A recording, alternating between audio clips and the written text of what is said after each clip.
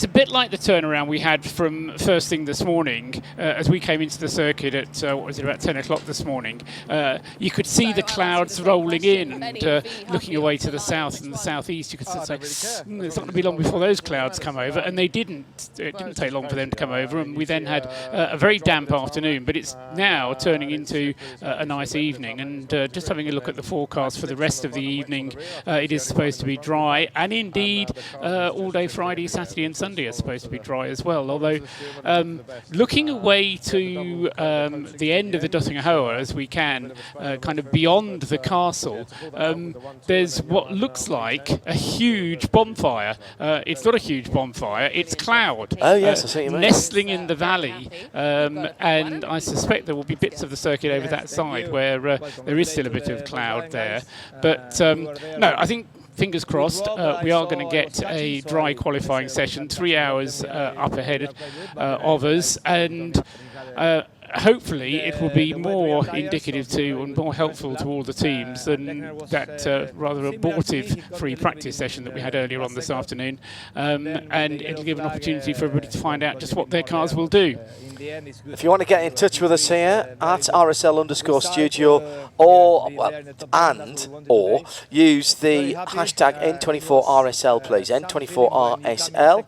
It's Kerry Cobb back in the studio in London, back in our main control room, who is getting us out to the world. Is it worth, Paul, just mentioning a few times from early on that they were free practice times, so they actually won't count for anything as soon as we get some official qualifying times in the book, and this is qualifying 1 that's coming up next, but times are being looked at here for a variety of different reasons this year. Well, yes. I mean, I don't think that the times that came from free practice are indicative of A, what people are capable of doing, or B, what will happen in this session coming up, and in we've got a second qualifying session tomorrow, which will be in fully daylight. This one's going to start in some daylight and then go into pitch black because it goes on till 11:30 at night.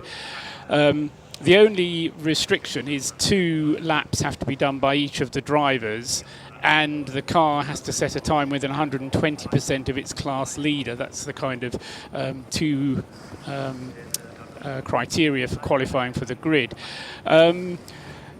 But anyway, having said it's not terribly useful, Marco Wittmann was the quickest in the free practice session this morning, green flag being showed at the end. No, sorry, that's my fault. Oh. I don't think it was, actually. I think that was the TCR cars coming out of the pit lane earlier on. They should... Time has begun to tick down, so I think we do have a green flag at the exit to the pit lane. Well, that's interesting, because our screens are still showing TCRs going around. Let me see if I can actually find something that's of some use, as the timing screen's not very much use either, to be honest. Well, John does that. So Marco Wittmann was in the row racing BMW. He was quickest in the free practice session this afternoon at 8 minutes 27.5, which, as I say, don't read too much into 8 minutes 27. Second fastest, 5 seconds slower, 8 minutes 32, was the number 17 Mercedes, Fabian Schiller, on his outlap, or sorry, not his outlap, but his first flying lap, doing that time. So Mercedes second fastest, third fastest BMW, the other rover racing BMW, Philipp Eng at the wheel of that one, and then a Ferrari, Bjorn Grossman, in the number 55 Octane Racing Ferrari. He was fourth fastest with an 8 minutes 38 second lap time. Then it was Nick Tandy in the Manthey Porsche, fifth fastest. Fastest of the Audis was René Rast at the wheel of the Team Lant Audi. That's the number 29 car. And we had one of the Nissans from the Kondo Racing team, and that was Honomobu Fuji, who was 8th fastest in car number 45. So those are the top kind of times, but conversations I've been having around the paddock seem to suggest that the BMWs are going to be very quick, so are the Porsches. Whether the Mercedes are on the pace or not, nobody really quite knows. And Joe and I were talking to Adam Christodoulou earlier on, and he said, do you know what, you're not really going to know even until the race starts, because what happens in qualifying, what happens in the race are two entirely different things. So we will be looking at times through this qualifying session, obviously, and that will be giving us a marker. The other thing that this qualifying session will be doing will be providing the list of teams that will join the top qualifying, not the top 30 qualifying, but the top qualifying, which could be anything up to 36 cars. 17 of which have already been nominated. A further 19 are on the could-be list, but we won't be able to tell you about which ones actually get into top qualifying until the session is done and dusted, because they've changed the system and it's a bit more complicated now. So regard this qualifying session purely as a single group of cars where the idea is that you will push as hard as you possibly can for the whole session, because whether you get into the top qualifying or not will depend on the sum of your fastest 42 sectors. And that is far too complicated for us to work out, because they're going to add some GPS data into that as well. So we'll only find out who is in the top qualifying at the end of the session, and that's in fact at the end of the 2 sessions, because we've got another session tomorrow. It's Paul Trustwell, and Joe Bradley is off to my right. Good evening, Joseph. Good evening, everybody. We do know that we've got a period of time in this session where the top 30 cars don't actually take to the track. I'm not sure about the what space of time that is. Is it 30 minutes, Paul? It's the first 20 minutes. 20 minutes. And it's not the top 30, but it's those 17 that are already qualified in as a result of their results in either the qualifying race, which was about a month ago, or any of the 3 VLN races that have been held this year.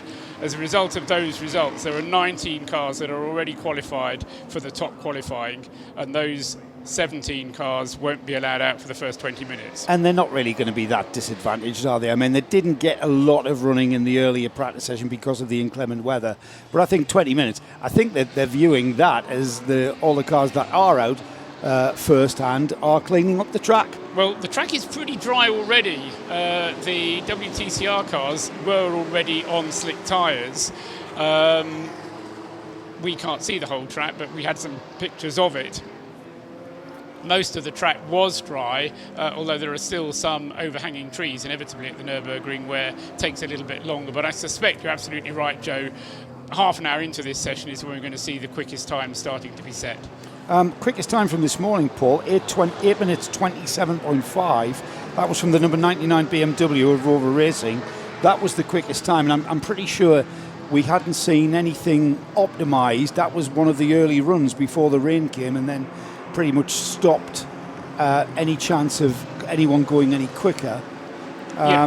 You mentioned forecast good for the rest of the week. Maybe we've seen the last of the rain, although I have seen several forecasts that differ. Some say we are going to see rain towards 11 o'clock, others saying complete tonight? Dry. Yeah, tonight. Okay, but enough. You know what? It's been changing every half hour, so I'm just going to wait and look out the window. Absolutely, in which case this might be a good time to put in your banker laps as early as you possibly can. Of course, if you're not in that top group of 30, 36 cars, whether it's 30 or 36, we'll find out. But if you're not in that top group, then it doesn't matter anyway. If you're in the rest of the 150, 160 cars that are entered for this race, you're going for qualifying now anyway. And that means if you're in one of the lower classes, anything but an SP9 class car, this is your first qualifying session. Your second qualifying session will be tomorrow. So it is important to get your laps in and get a banker lap in as soon as you can, because it does give you that little bit of an advantage on the grid, whether you're in Group 1, Group 2 or Group 3 of the relevant grid positions. In terms of the sort of times we'll be expecting, I would think, that time, as you say, from it was just in the afternoon session, the earlier session, the free practice session, 8:27.5. I would think we'll be in the 8 minutes 19s pretty soon. I would think we'll be certainly getting down into the low 8:20s and then probably into the 8:19s within this first 20 minutes before the already qualified cars come out. It's Paul Trustwell, John Hindhaugh and Joe Bradley. Johnny Palmer just taking a little back seat at the moment, and he'll rejoin us towards the end of this session. So a dry line on the early part of the circuit at least. I was just about to say, John, we've got a kind of a mixed track, haven't we? There was we've just seen a session, a qualifying session for World Touring cars, and there was parts of this track that we couldn't see the cars because of low-lying fog and mist that's just beginning to form. And so we've got a changing track throughout the 14 miles. It's not consistent, it's not totally dry. There are parts that are totally dry, there are parts that are quite wet, and there are parts where we've got a distinct dry line appearing. But I tell you what, it's a voyage of discovery every time you press the brake out there, I would think. ABS helps a lot, of course. Most of the cars, if not all of them here now, will have ABS. It's when you run out of ABS, though, isn't it? When the ABS doesn't retard the car enough to get you around the corner. That's a bit of a... ABS now is so sophisticated on race cars. It's only the GT3 cars that have the ABS there. And GT4. But if I was thinking more of the V5s and the slower cars, which are anyway on the bit of the giddy limit, which are much more basic. It's come on massively, even in, between the iterations of GT4 cars. The latest GT4 cars, the racing ABS systems are fantastic compared to what they used to be. You could get them confused in the early days. You would jump on the brakes and you get what the drivers called icing of the pedal. So you jump on the brakes and it would feel like nothing was happening. And that was because nothing was happening. Yes. The ABS was backing off the brake, the retardation. Yeah, I was fortunate enough to drive one of the first racing cars that had ABS in a single make series, and that was the year that the Porsche Carrera Cup and Super Cup cars went to ABS, which I think was the first year of the 996. It only lasted for 1 year because the drivers hated it, and you actually had to stay out of the ABS, otherwise you weren't stopping. So you were just right on the edge of the ABS, and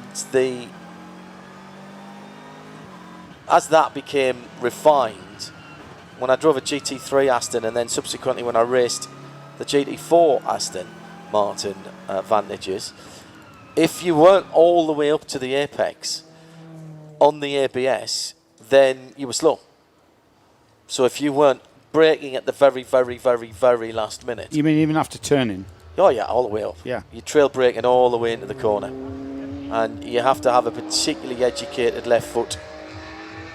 The other thing is that you have got a bit of downforce on a GT, even on a GT3 car. So your brake pressure, your initial brake pressure is very, very hard indeed.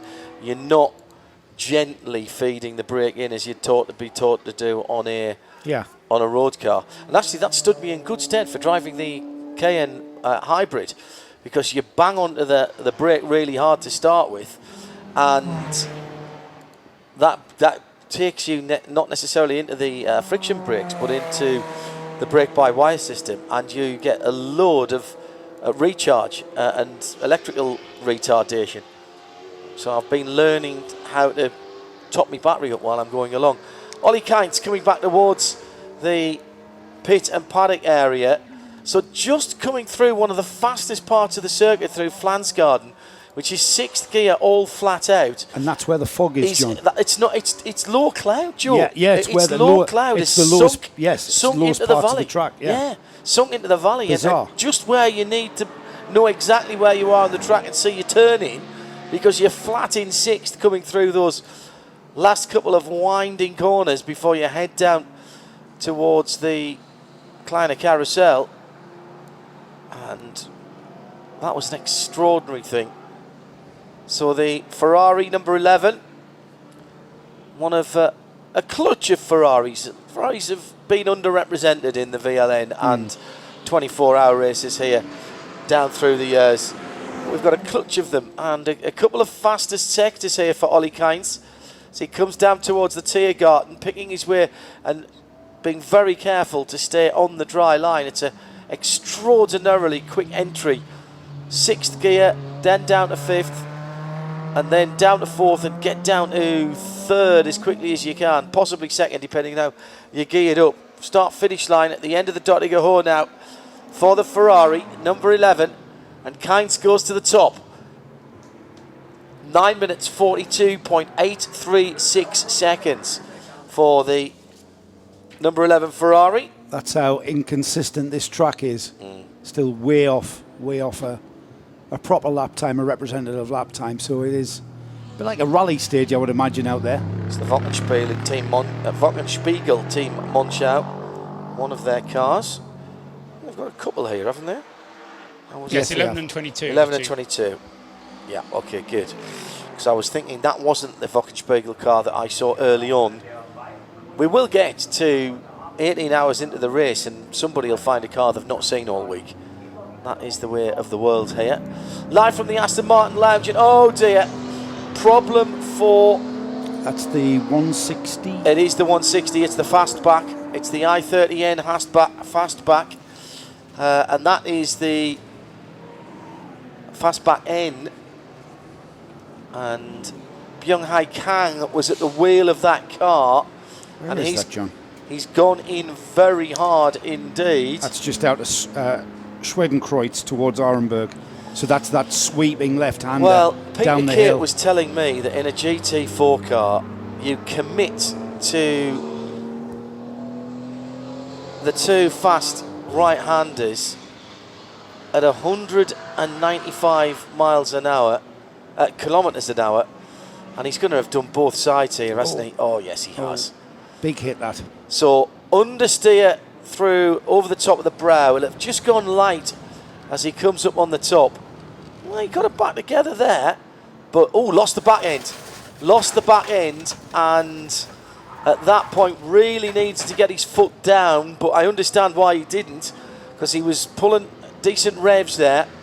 Goes off driver's right and cannons across, should I say, the road, and he's done the right-hand side as well, and that very pretty first casualty of the Green Hell. Up.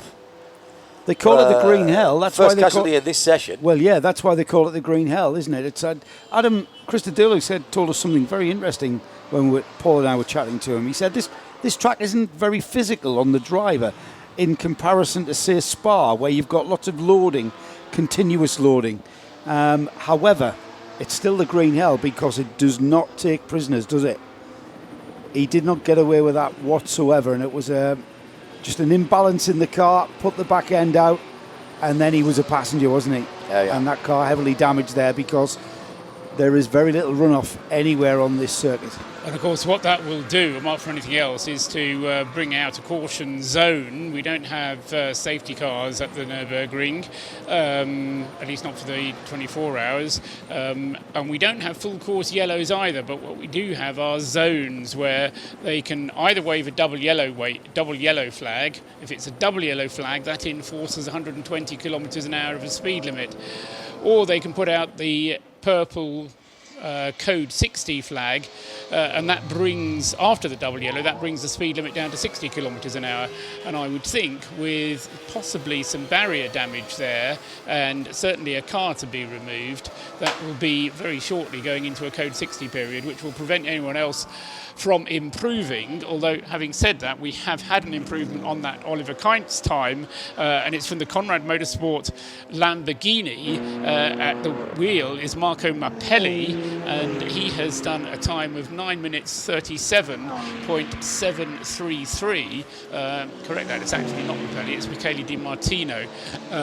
Michele Di Martino, who's done the time in the number 7 Conrad Lamborghini. Nice to have a Lamborghini at the front. How long is it since we've had a Nürburgring 24-hour session, John and Joe, where we've got a Lamborghini fastest and a Ferrari second fastest? That's nice. Nick Damon will be very happy with that. We just need a Maserati in there somewhere now for the. We've got a Viper in the field somewhere. See that up there? Yeah, there's an alternative fueled Viper. It's not very Italian, that, though, is it? Oh, are we talking about we like Italian themed? I just like Nick Damon supercars. Nick Damon does. Yes, I was drawing Nice attention to it because this traditionally has been a race for the German marques. Yes. I mean, I don't think we've ever had a win from anything which hasn't been a German marque, or the last time we did it was a Viper many, many years ago. Last time was a Viper, but that was run by a German team. A Zaxfeed Viper in 2002. Other than that, we've had only German makes winning the 24 hours, but anyway, I don't expect it's going to last for long that we'll have an Italian 1-2 at the front. but let's also draw attention to the fact that Darren Turner is out in the Aston Martin number 36, especially because we're here in Aston Martin's splendid location here on the 3rd floor of the TUV building. Darren Turner's done a admittedly somewhat slower time, 9:44.444, but that's 3rd quickest overall, running as an SP8T class car. More power. I asked Peter Kate about that. It is more power, but there is another reason to do that, is that if you're running an SP10 car, which is a proper GT4 car, you're not allowed to have a platinum driver in it, and Darren is a platinum driver. And so if you have a GT4 car with a platinum driver in it, it automatically has to go into a different class. We've got the 95 stopped out on the circuit as well, just down towards the Vauxhall. And I was going to say that's the Team Avia Sorg Rennsport, yes. Audi RS3, just on driver's right as they head down the hill out of Arenberg. Renger van der Zande behind the wheel of the Get Speed Performance AMG GT3. That's the number 16 car, the red and white AMG, just going through the hairpin at Callanhard and running down the side of the hill there with those fast and getting faster right-handers before you get right into the braking area at Versiphen.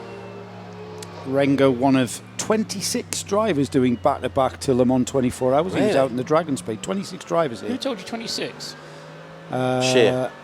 Probably, yes. 29 I've got. Have you? Ooh. But we don't need to worry about it at the moment. But Who have we got doing a back-to-back race here from Le Mans who's not in the 24 hours? One of the... Oh, yeah, I know. Be it one of the touring car drivers. Yes. Which one? Anthony Berry. No. Was he not doing the 24? No. Anthony Berry wasn't at Le Mans either. No, that's what I'm saying. Was he not at the 24 hours? No. The 24 hours. Do you want to tell him? Yeah, go on. You're going to kick yourself. Prio. Oh, yeah, of course. He's not a regular in World Touring Cars. No, he's come back to do it. Yeah. He's come back to do a little bit of a... Why is that then? Do you think he's about to announce something? Well, he's got no drive next year. Ford's pulled out, haven't they? Yeah, the timing seems right then, doesn't it? Yes, it does. And who's he driving for? In World Touring Cars? Yes. Oh, I don't know. That's a tough one. I've only got so much information. You've only got so much Much before the hard drive needs defragging. A 3-hour session we started with, 2 hours 40 to go. Hashtag N24RSL if you want to get in touch with us at RSL_studio. Our studio being the Aston Martin Lounge. Bathed in sunshine, the right hand side of the building now, and long shadows as the sun begins to drop. You wouldn't think that looking out on the far side of the circuit where Renger van der Zande is, just climbing the hill now to the Caracciolo carousel, and still looking greasy and a little bit of low cloud over there. Hasn't got the wipers going there as he drops into the carousel. He'll be racing with you next weekend as well. Yes, he will. Another long distance race. 3 separate series. 6 hours, the Sale and 6 hours at the Glen. Live on RS2, IMSA Radio, and in sound and vision on www.radio-show.co.uk. Great part of the circuit. All these parts of the circuit are all rhythm areas. I think they'll be down a gear also. Fortunately, we can't hear the onboard. We haven't had that given to us, so we can't hear how hard he is working the car. So the whole 14 miles is you need a rhythm. The whole 14. Do, because when you break that rhythm by outbraking yourself or getting a little bit sideways, you kind of have to have a reset. Right, where am I? Where am I? Because you're thinking 2 or 3 corners ahead here, I believe. Oh, 5 or 6 corners ahead, 10 or 12 corners ahead, because they come at you so quickly, Joe.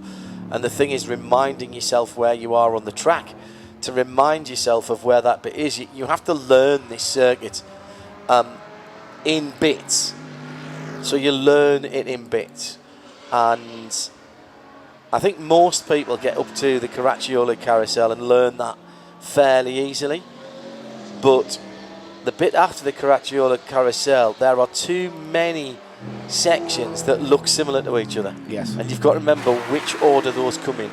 Yes. Because you can get into a lot of trouble very quickly. Because some of the sections look a little bit like one another. And they are not like one another at all. Well, you've got to know whether it's flat out in 5th or down to 3rd and a heavy braking, haven't you? Because by the time you arrive there, if you've decided it's the former and the latter, and the latter is in fact the latter, then you're in big trouble.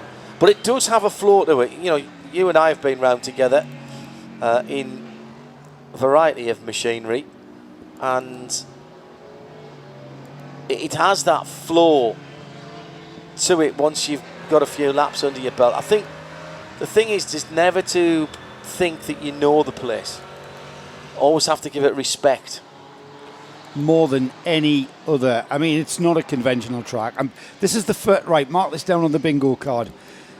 This is a recalibration of the mind when we come here. And I usually say that. I've said that every year since we've come here. You cannot treat this place like a conventional racetrack. And that's because there's 14 miles of it. And that's what Klaus Graf told me the first time I came here. He said, treat it like your favourite country road. You've got to be thinking, you know, about driving at 80, 85% right, only. Interesting. Yeah, and so they're every not time you come back around, well, at the front of the field they are. They are, definitely, the GT3 drivers. But, you know, otherwise you're going to be in trouble very quickly. Pentanix, thanks very much. Prior, he reminds us, is a full season WTCR driver for Link & Co. Is he really? Yeah. That just shows how to touch arm with World Touring cars. WTCR it's called now, for start off. It's not called World Touring cars? There's been too many clashes. No, WTCR. What does the WTCR stand for? World TCR, I guess. Not touring cars. TCR stands for touring car racing, but it's a different thing from WTCC because the formula was built out of the fact that Marcello Lotti fell out with the guys who were running touring cars and went off and basically looked at GT3 and GT4 and said, if I did this for touring cars, I think I could make a bit of cash out of that, and more power to his elbow. Well done. Link & Co to me always sounds like I should be able to go in there and buy a present for somebody's anniversary. Or a 60s band. Very similar to the Monkeys, though. Yes. In sound. Yeah, they never had the same kind of success though as the Monkeys. No. Very good.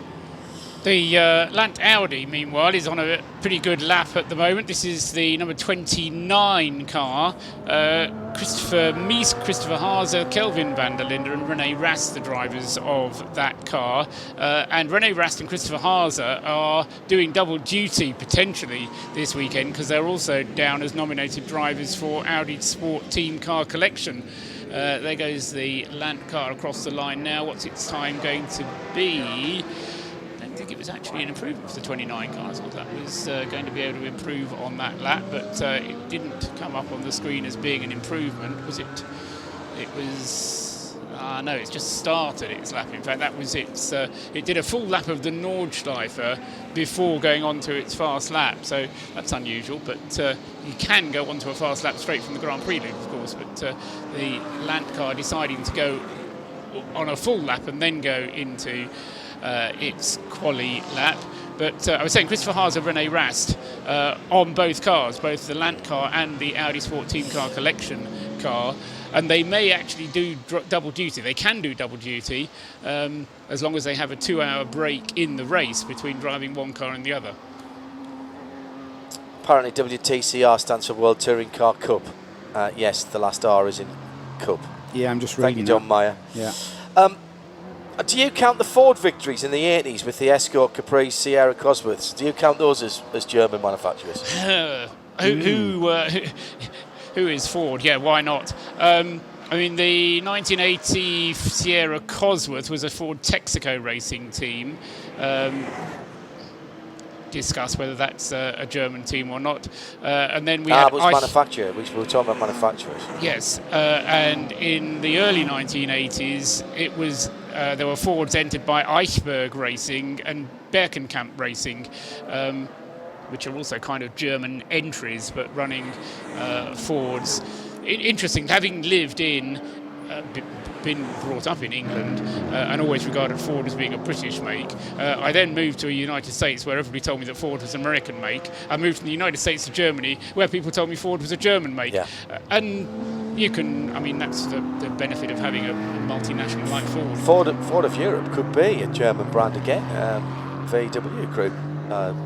Ford are looking to offload Ford of Europe, and VW Group, one of the suitors, although I do see that the Renault-Nissan partnership is falling apart at the moment. So is there a big demerger on the go?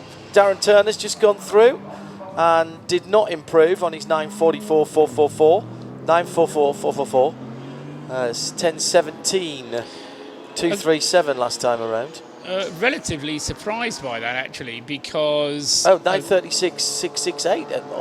Hang on a second. What is that? So Yeah, that's the last lap. The 9:44 was his last lap through.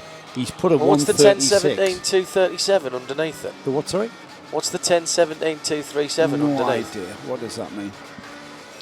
The 9:36.668 was his time in free practice, I think. That's check his that best out. lap, not necessarily in this session. He really? certainly hasn't done a 9:36. That's not confusing at all, is it? The timing screens here have been changed since last year, and it's going to take us a wee while, possibly till Monday morning, to get used to them. Monday afternoon. There's an awful lot of information on it, and really only the car number and the position that it's in is of any great use.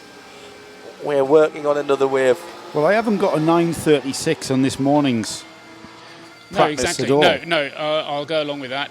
I just wonder whether that column saying best is the theoretical time optimum that time is being used by the organisers in order to decide whether or not a car is qualified for top qualifying. Which or is not. your best sectors all added together? Yes, but not by but one not, single driver or by anybody well, who's in by the car? Anybody who's in the car, because it's trying to see if the car is good enough for top qualifying. But it's not the 9 sectors that we can see, at least according to the notes that I was given about how top qualifying was going to work. It's a sum of 42 sectors. 42, of course 42. it is, because that's the answer to everything. You're not going to like it. Thankfully, we haven't got 42 sector times on a screen in front of us. It would be complicated, wouldn't it? Anyway, Yeah. so... It would take up the whole wall. We'd have to project it onto the whole wall. He's come back into the pits as Darren Turner. So what time did he... Can somebody tell me, out That's of all why that he's coming to the information... pits. He's coming to find out what time he's put in. What? 9:44.444 was his time on his first flying lap, and his second flying. The last 2 times, or we're saying the last lap and his and best the lap. best lap in this session? Yes, what that lap is over on the right-hand side, I have no clue. Okay. Is the Excellent. last lap in yellow? No, So maybe. I don't know. Is that the last? So obviously This is worked great on radio, mate. Yes, I know. Well, I'm just talking out loud at the moment. The best So way is to talk, Joe. the lap time in yellow is the last lap through, but the lap time in white is the best lap time by that driver In that session. in that session so Maybe. far. I've no Keep an clue. eye on that and see if I that actually moves. have no clue. Well, It maybe doesn't get- correspond to any way of displaying times I've ever seen on a timing screen. We'll maybe anywhere get in an the world. idea about as we get into this session and see that change or not change. So, See, there's there's the- purples. there's There's the purples. 17, Right, right, hang on. there's There's, the hang 17. on. There's purples. You see, there's purple sectors, which I Purple understand. sectors, Purple yes. sectors. Yeah. There's greens, which is the best for that car, and there's faster speeds within those sectors, which is mildly useful, I suppose. Just takes up a line you don't need. But basically, dear listener and viewer, each car on our timing screens have got 2 lines to it, and that means we've only got 20 cars on each page of timing, and we don't have team names, we don't have proper driver identifiers, we've got some very big gaps and wasted space on there. we've got car numbers. Yeah, that's And useful. we've got 3 letters from the driver's surname, which isn't helpful when you get a car with more than one driver with the same surname. The It isn't. Krolls come to mind. It isn't even helpful at all, because that means you've still got to look at your entry list, don't you? All the time. Yeah. Steve Jans is in the 14 Porsche, apparently. And he is... So the 14 car... Sorry, the 15. Oh, I see. That's not... Okay, they've swapped that round this year as well. Alright, so that is the number 8 Porsche, which is the Iron Force by Ring Police, is it? Yes, that it is. He's the Luxembourg driver. We came through Luxembourg on the way here. Spent precisely 17 minutes in Luxembourg. I missed it. Did you? Were you asleep? You blinked. You're going faster than us then in the mighty Hyundai. So they're actually not doing so bad at the moment because they're sitting in 15th position. And he's due across the line in 1 minute 40. That I can see from the screen. That's the ETA thing. He's on the dot to go home now. Beautiful evening though. Lovely plumage. Yeah, and that fog's beginning to lift in those lower parts of the circuit. Yeah? Beginning to burn off. Yeah, still a bit of heat in that sun. Time is it? 9 p.m. here in Germany, and you wouldn't think it with the heat and the sunshine still. Tomorrow being the longest day, the shortest night. 21st of June. I think you'll find the day's exactly the same length as it always is. It'll be 24 hours. The dark's less, isn't it? Do you mean the most hours of sunshine, potentially? Well, yeah. Daylight. Daylight. Really, just to give credit, although we haven't had any properly quick times, that the fastest time of the session so far by one of the alternative fueled cars, that being the number 320 car. So we just lost me interest. That's the... It's 80 is the class, and it's car number 320, which There's is two, aren't there? Team Care for Climate. It's a car which has Smudo aboard, amongst others. The driver who set the time, Axel Dufner, and it's a Porsche GT3 Cup 2 spec of car. And alongside Axel Dufner, who set the time, and Daniel Schellhaas, Smudo, and Thomas von Löwe of Menard. So he's done one lap and he's got... No, leave it. I doesn't am. matter. I'm walking away from that because I do not understand what that No, timing screen's nobody telling me. does. That is... Anyways. Leave it. Right. Leave it. AT AT class leader is the fastest overall then? Yes. Right, okay. Yeah, he's the only guy who's got down into the 920s. What's alternative about the AT fuel then? It's a Is that natural bio. gas? It's a bio. Oh, okay. No, it's a biofuel. Bioethanol. It's a petrol, but it's a bio petrol. Made Like out of- cellulosic ethanol or something like that? Yeah, made out of rapeseed, isn't it? Is it? Usually, yes. Well, no, cellulosic ethanol is not made out in planning. But we had it in the American Le Mans series about 15 years ago. It's made out of mainly waste paper and cardboard. Right, that might be, but we're not sure about what the fuel is in that Right. one. We'll Does that check mean it they've out. got a separate fueling area, Paul? Yes, they have, and if we stand Look up to our right. behind us, we can see it. Yeah, it's under the easy ups, and there's a separate pit lane entrance where for the fueling for the alternative fuel cars. Everybody else who gets normal fuel gets fueled at the pumps in front of the garages, but the AT, the alternative fuel cars, get fed by. You come into a slightly earlier pit lane entrance off the main pit lane to go in to get your fueling from that area. So if you're around the circuit, you need to be looking out for Earl Bamber at the wheel of the 911 Manthey Porsche, because you can certainly read the times well enough to tell he's setting purple sector times in the first two sectors on the Nordschleife. Wasn't quite as quick as other cars have been on the Grand Prix Strecke, but going out onto the Nordschleife, Earl Bamber in the 911 Porsche going very rapidly, and the other Manthey Porsche in the hands of Fred Macavici is also going very rapidly. That's the number 1 car on the early part of the lap still, but we'll keep those in mind. The two Manthey cars on a bit of a tear at the moment, I reckon.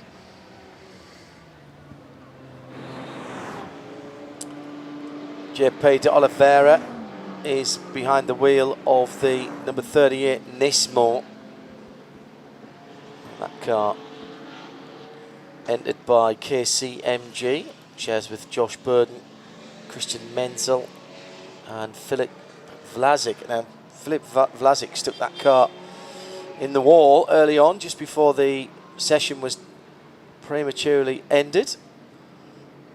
JP touted as a single-seater star not so very long ago, Japanese Super Formula, and has rather quietened down in his career, but good to see him here.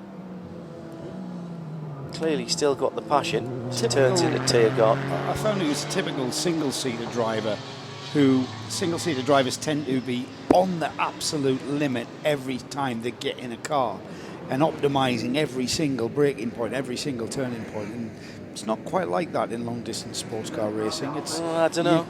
Well, I mean in every session. Oh, well, there's no point in sticking the car in the barriers in the first, on your out lap, is there? No. But like you say, he's calmed down. They've done a great job in repairing that car, because that car looks pristine and right and operational. Still is a bit of low cloud out on the other side of the track. Garden as well. Yeah, I mean, that's quick. Very quick there. Waiting for Earl Bamber, identified by Paul Truswell as on a quickie. Bam Bam, due in a couple of 3 minutes. We expect to see him coming out of the Flats Garden area, and you can't miss the Grello car. Just a bit further back round the circuit at the moment, heading down into one of the best places to watch, down at Brünchen, up through the ice curve and heading towards Flansgarden now. That car, apart from standing out very well in the gloomy part of the circuit, this is the one that's yellow and green rather than the other one which is green and yellow, I think. I don't think the vision will be impaired for the drivers. I think that it looks much worse for us because we're looking at it from above and we're looking through the cloud. I think you're looking down through the cloud with the cameras. I think the drivers will probably find it a lot easier. Using all the road, Earl. If they're not, they don't look like they are impeded by it. Fred Makovecki doing a similar job in the green and yellow rather than the yellow and green. I love that livery.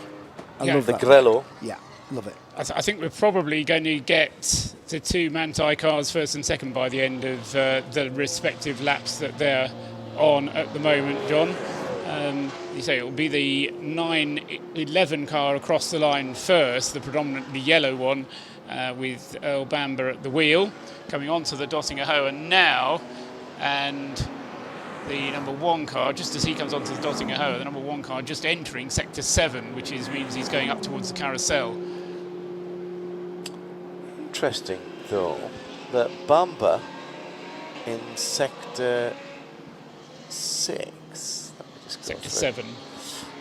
No, I'm looking at the sector 6 times. Oh, I see. Speeds. Right. Yep. No, he was a bit quicker.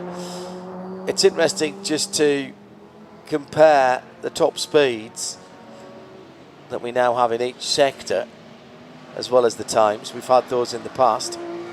Here comes Earl Bamber then, coming through Tiergarten, back onto the start line. There, you can see him if I look to the right hand side. He's got a Clio who's going to join in, but he's crossed the line, and that is a 8:57.477, and that's just a bit quicker than JP Oliveira. I was about to say he's the first man into the 8s. He's not, because Oliveira did it about 3 or 4 minutes ago and had, for a brief moment then, been at the top of the timing and scoring for KCMG Nissan. Now, where's Frederick Makowiecki? He's got a couple of minutes to run, if that, as he heads through the final triple pressure corner, or heads towards the final triple pressure corner before the Dottinger Hohe. He's not as quick though, John. He's gone green in those sectors, whereas Earl Bamber was purple. He's not going to be far away though. He's in sector 7 now. No, he's certainly, I think we're going to have a Manthey 1-2. He's going to have to keep his foot in if he's going to beat the KCMG Nissan. And there's an Audi behind him that is... Now, is that an Audi? Yes. Yes, it is. There's an Audi behind him that's also keeping pace. I think he got held up there. Just going by one of the I-30 fastbacks, one of them already in the wall. And the Audi's certainly keeping pace, and that is impressive. In fact, if anything, the Audi beginning to close down on the Dottinger-Hoa. Is that the Conrad car, John? Yes, it is. No. If it is Conrad the Conrad Audi? car, Yeah, it's a Lamborghini, then yeah. It's the, Spoke with Francis yesterday as we were bailing out of the track. He was coming at the track on a scooter with what looked to be 4 pizzas for the team, but they were lying on their side on his scooter. Then it was only when I looked closely I realised there were a new set of brake discs. Oh, class. Yeah. Because the pizzas would have been in a right state. Right wouldn't they? mess. Yeah. Yeah, Alzoni. that is. it's the Lamborghini. It's the Conrad. It is the Lamborghini. Conrad Lamborghini. Yeah, so seven, difficult to tell. Looks a lot like an Audi. 7 car from above. Sounds a lot Scarily. like an Audi, Yeah. but it was actually closing on the Manthey Porsche, wasn't Yep. it? All the way down the Dottinger-Hoa. So Makoviecki does an 8:52.9. So he's gone to the lead. No, he's gone to second. He's gone to second because the Conrad Lamborghini, which was following him down the straight, has gone into absolute top spot. He went into the lead for about a second. And that's why Makoviecki's sector times weren't showing purple, was because the Lamborghini behind it was taking those purple no, sectors. didn't take the purple sectors didn't, either. no. So that's pretty impressive. So who is it that's in that car? The 7 will be. It's Michele Di Martino. Is it? Yes. How did they get MAK from that then? MAR. Oh, it's MAR. MAK is Right, yeah, Makoviecki, all right, sorry. And MAR is Michele. I tell you what, I'm DiMartino. never going to speak of anything on the timing screen again. I'm just going to say the blue one and the red one. All right? It's going to be a lot easier when we get into the race, isn't it? Do you think? Well, they're going to be first, second, third, or fourth. It's not going to be. We're not going to have anyone shooting from 20th up to third, like we have now in qualifying. Plus, I don't know. I have no idea what this column's for. This lap time here. Well, there's don't no worry, resemblance to just anything. forget it. Just forget it now.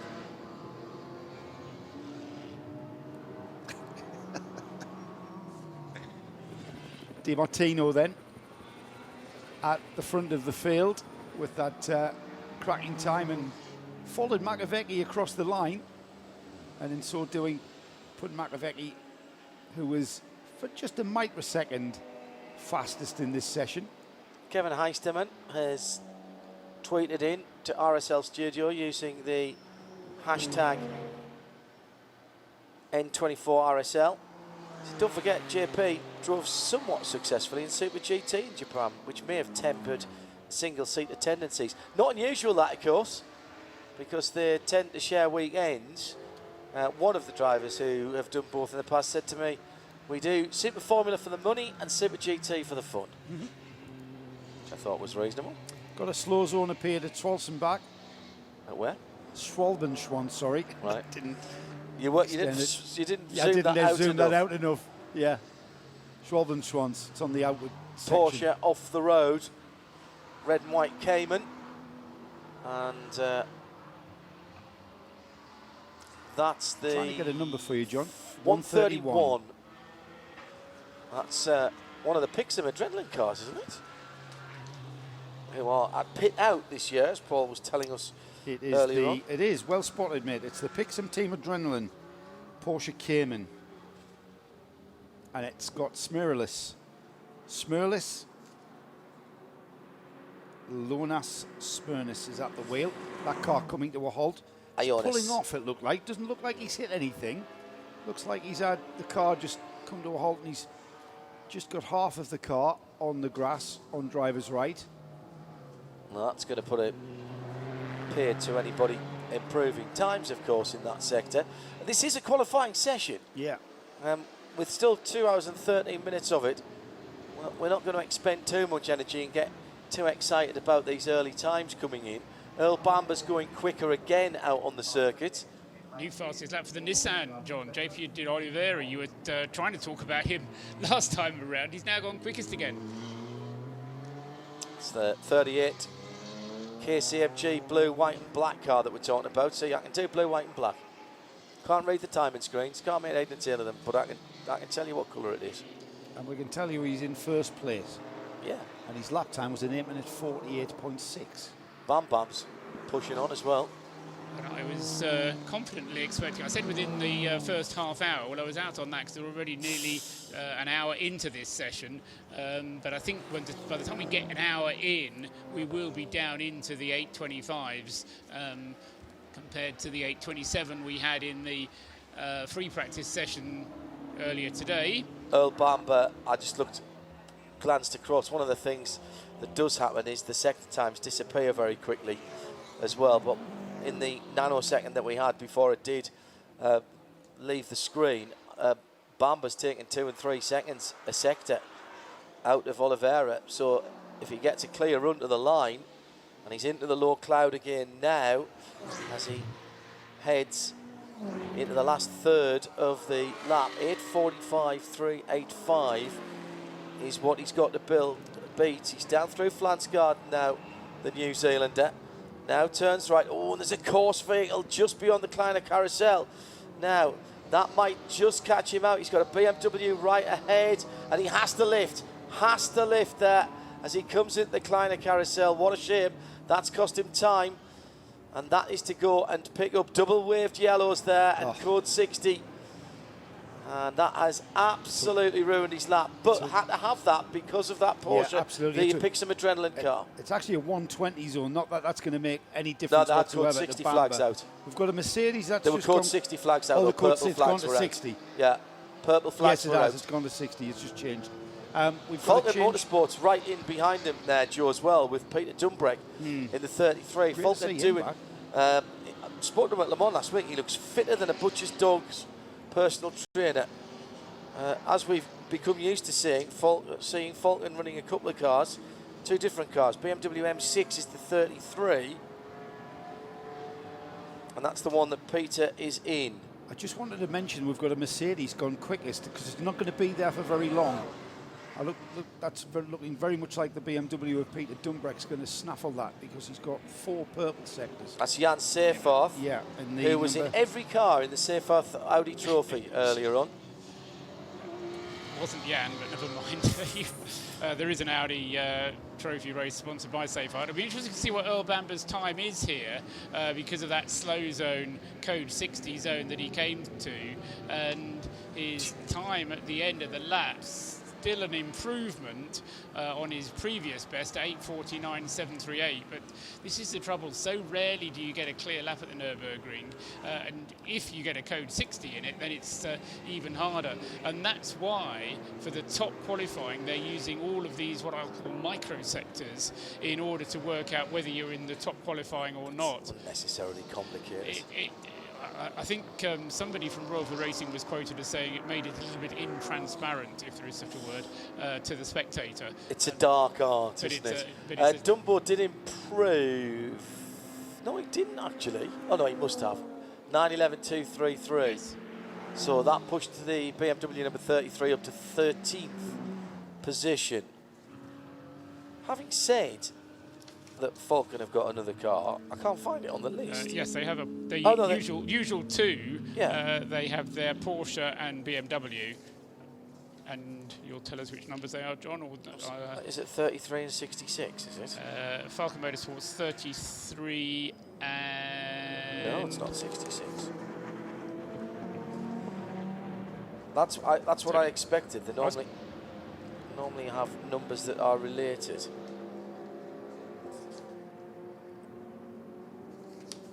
That's confused me massively, and I literally can't find it on the list. 33 and 44. Oh, they 33 is the BMW, 44 is the Porsche.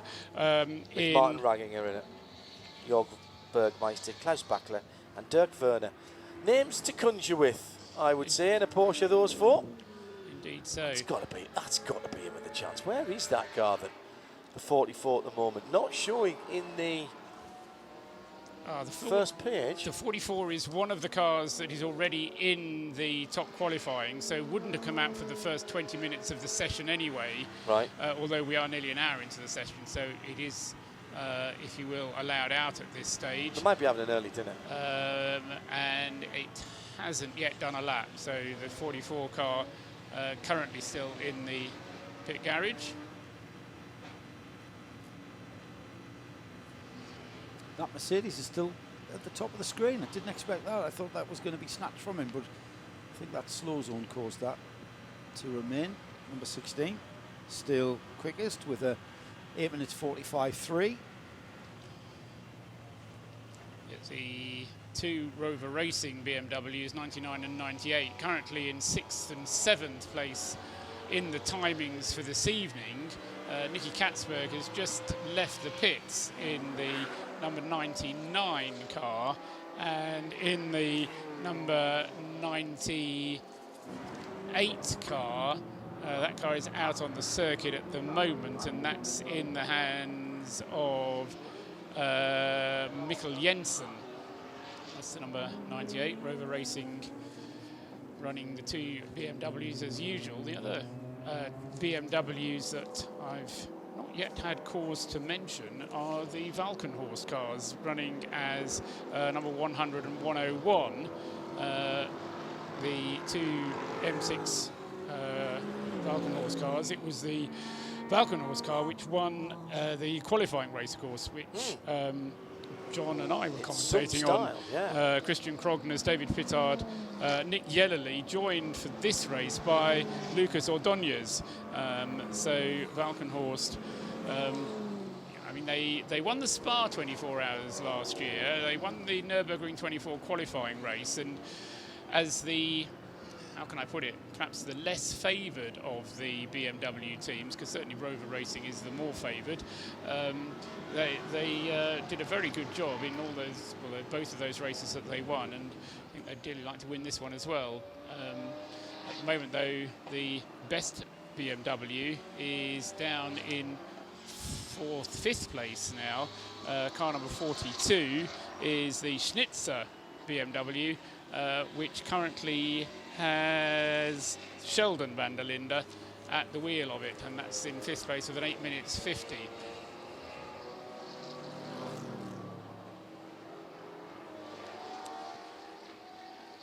Jan Seyfarth back to the top, as Joe mentioned. He's got traffic out on the circuit. I think he's got his teammate in front of him. No, he hasn't. Sorry, it was a glitch on the screen there. He got past him, I think. Yeah. The TV feed that we've got is a bit pixely and a bit jumpy. So you'll be watching, and then all of a sudden the cars will jump forward 200 metres. Seyfarth not on schedule to beat his time. He's not got any green or purple sectors. It's Adam Christodoulou that he just went past. That's who he went past, yeah. In the number 2 Mercedes-AMG. Yeah, we're not mentioned either Black of the Falcon. Black Falcon Mercedes. Not in black, or Falconish, in fairness. No, red for the number 3, orange for the number 2. Adam Christodoulou currently... That's going to take some getting used to, isn't it? Adam Christodoulou currently outside the top 30. Number 2, yes, he's so I'm showing him in 32nd place, but I think he's a bit further down than that at the moment. Oh no, he hasn't done a lap, that's why. Adam Christodoulou is on his out lap at the moment. 3 wide coming onto the Dottinger Hohe, as Adam Christodoulou got a great run, and Jan Seyfarth, flashing his lights, had got caught up in behind one of the Porsches, which was I think it was the Care for Climate car, the 420, that was going through. Oh, that's interesting. My list has 420 on that, but funny enough, I thought it said 320 on the side of it. I just guessed it was. There is another Care for Climate car which is 320. Is there? But which isn't on my entry list, rather helpfully. Right. I go from 301 to 420. Right. You're missing page 14 of the entry list, I suspect. So on page 14 of the entry list. So did he improve? That's the question. Jelmer Berman. Is that Jelmer Berman in the 6 car? B-oo-oo? Yes. Okay, that's a good guess. Christodoulou has gone up to 15th in the times, with a time of 9 minutes 04 for Adam. And the other Black Falcon Mercedes, number 3, is currently 21st in the lists, and that's got Lukas Stolz behind the wheel of it at the moment, and he's done a best time of 9 minutes 11 seconds. Black Falcon, of course, don't have to worry about being in top qualifying. Mako's on another good one, Joe. Yeah, Christodoulou did Seyfarth a big favour by overtaking him, just going onto the Dottinger Hope, because Seyfarth got a brilliant and huge toe off him, and he's gone quicker. 8:42.024 for Seyfarth last time by. Even though he was held up? I don't think he was held up. He was held up by the Porsche. Yes, he was slightly held up by the Porsche, but then he was able to get on the back of Christodoulou all the way down the Dottinger Home. Before they got to the Tiergarten, he was able to get by him. Here's Makoviecki coming into our view. We look to the right-hand side. Beautiful colours of evening, mixed in with the brightness of racing headlights and the extremely bright colours of the Manthey Racing Porsches. Trees on the Tiergarten are looking fabulous and obscuring the view back down the straight more than I can ever remember. They've clearly had a good summer.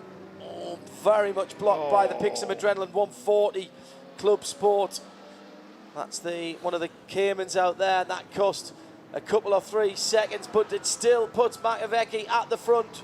8:37.750, and he should have been on for something like a 34. Yeah.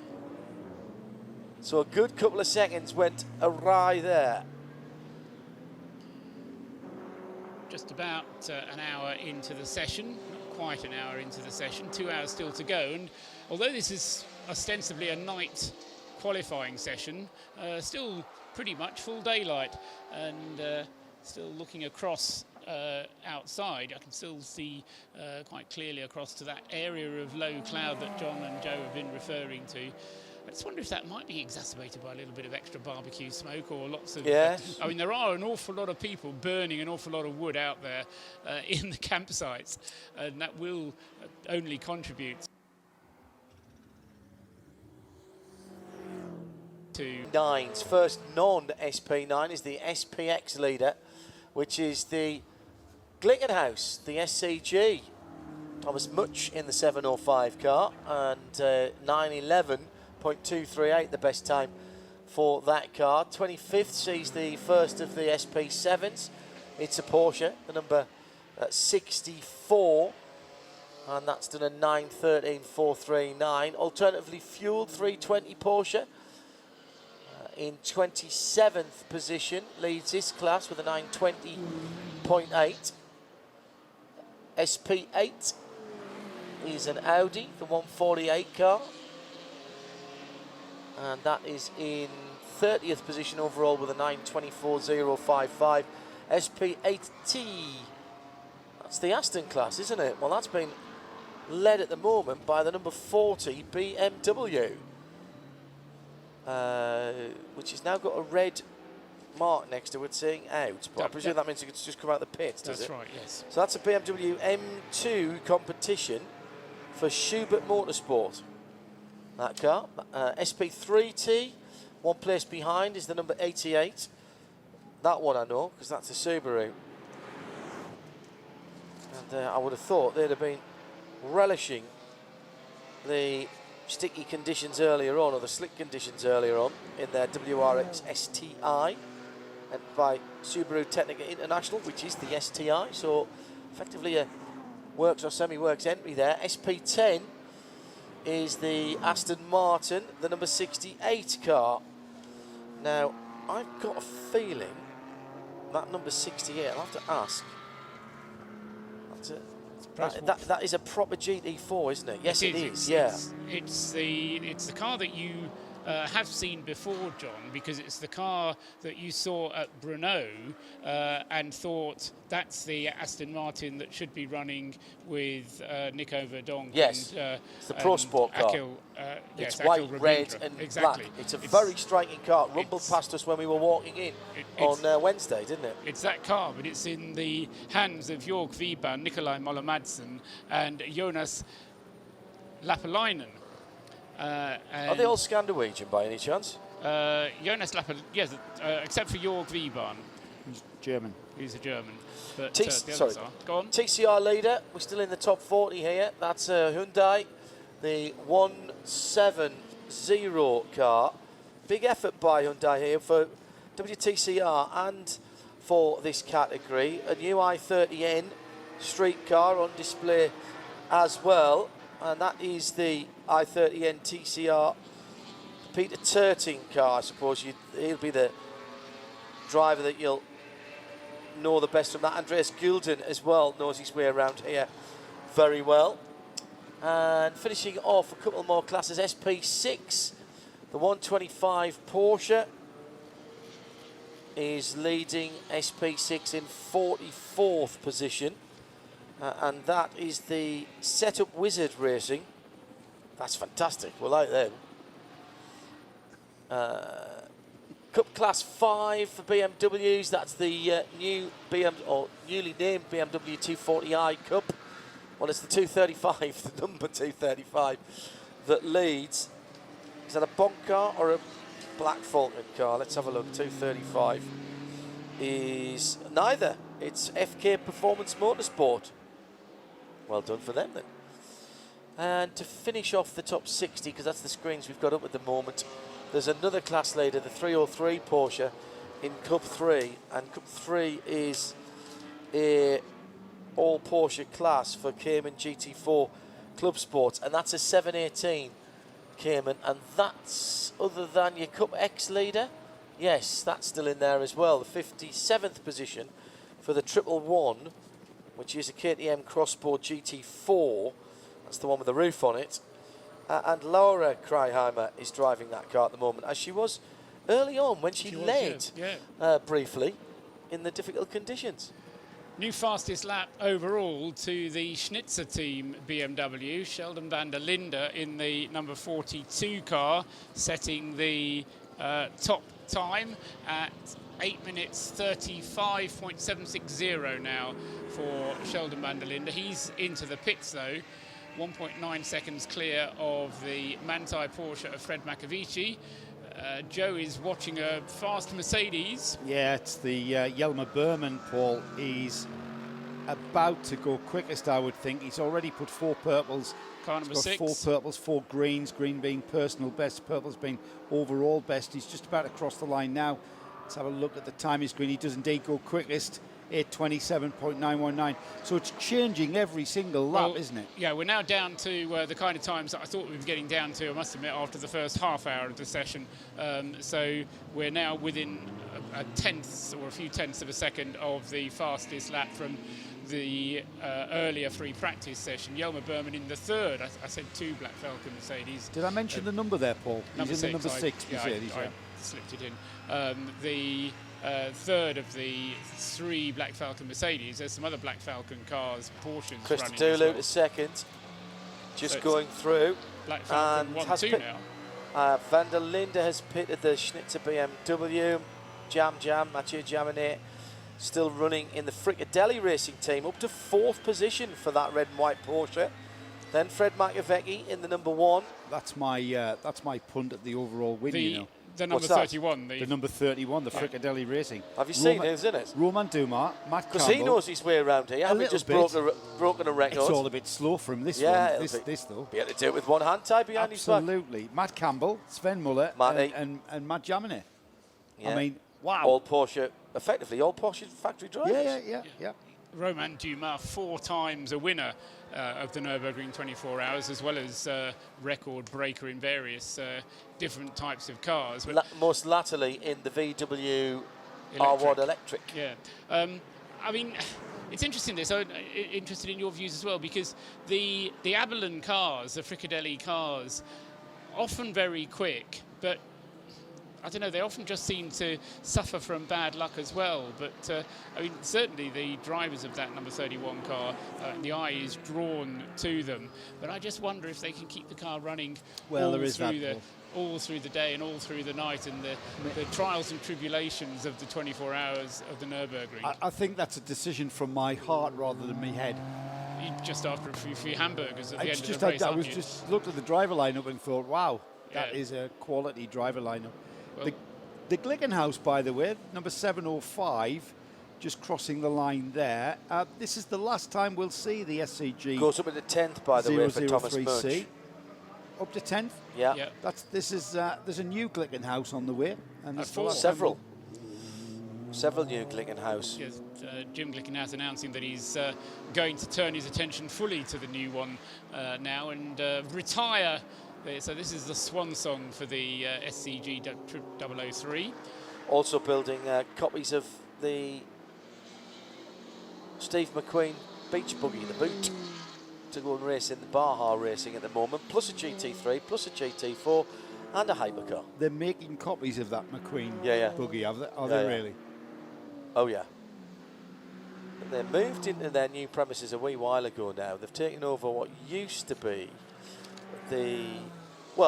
originally it used to build huge turntables for rotating restaurants or nightclubs, railway engines and things like that. Right, so it's a big round, big circular building. And Duncan Dayton had it for his race team up in Connecticut. And there's a little airport next to it as well, very handy.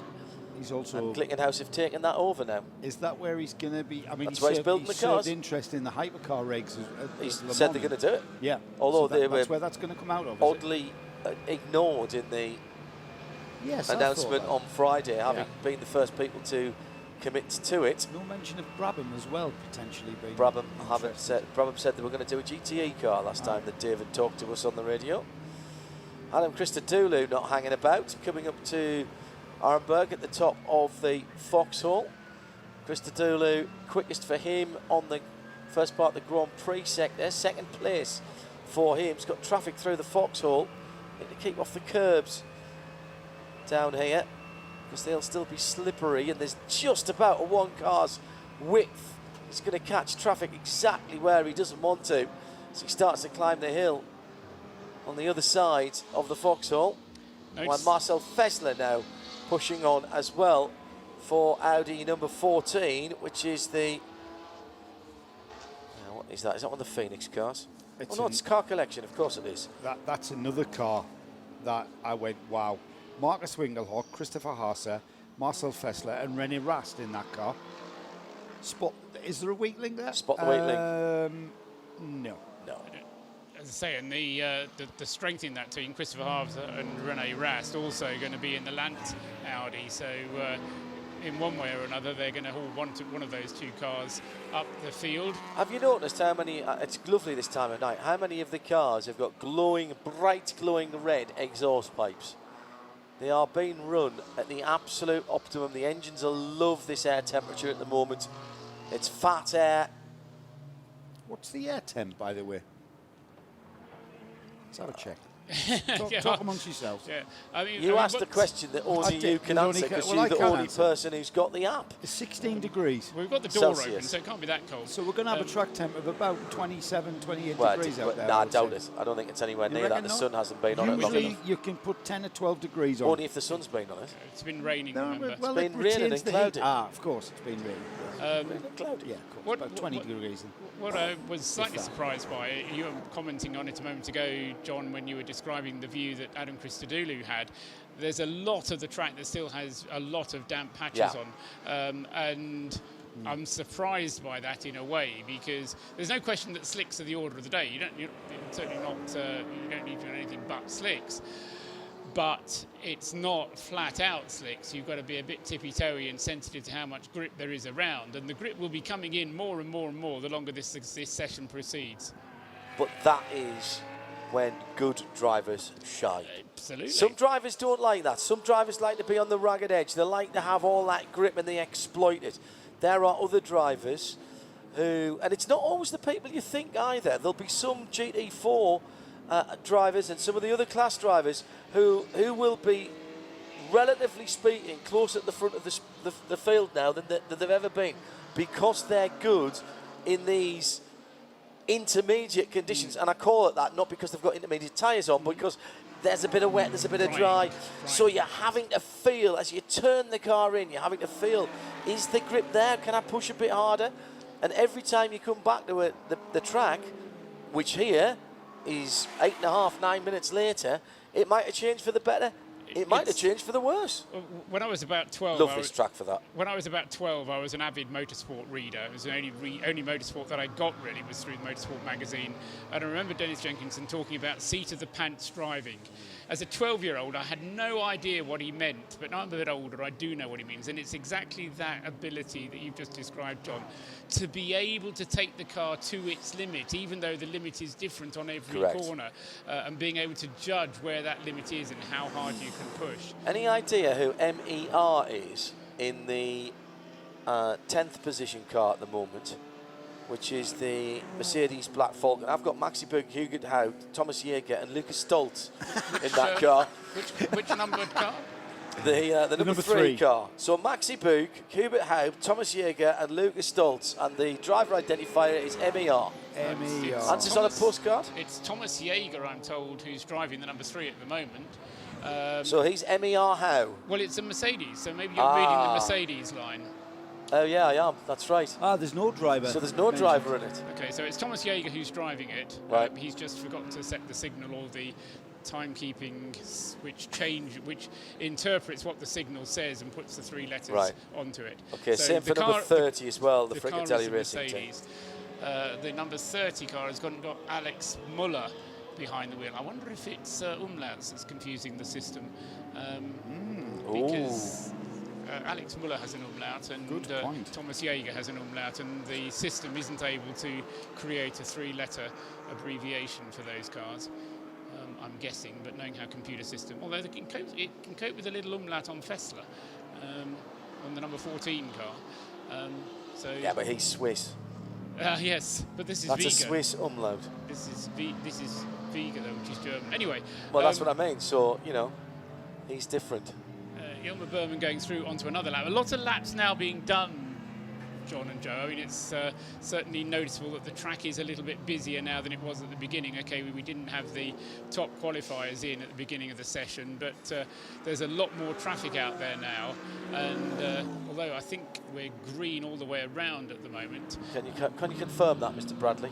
What's that? So we're green all the way around. I'm looking for someone else on my 73-page document of which I've only got 72. Have you really? Yeah. That's unlucky.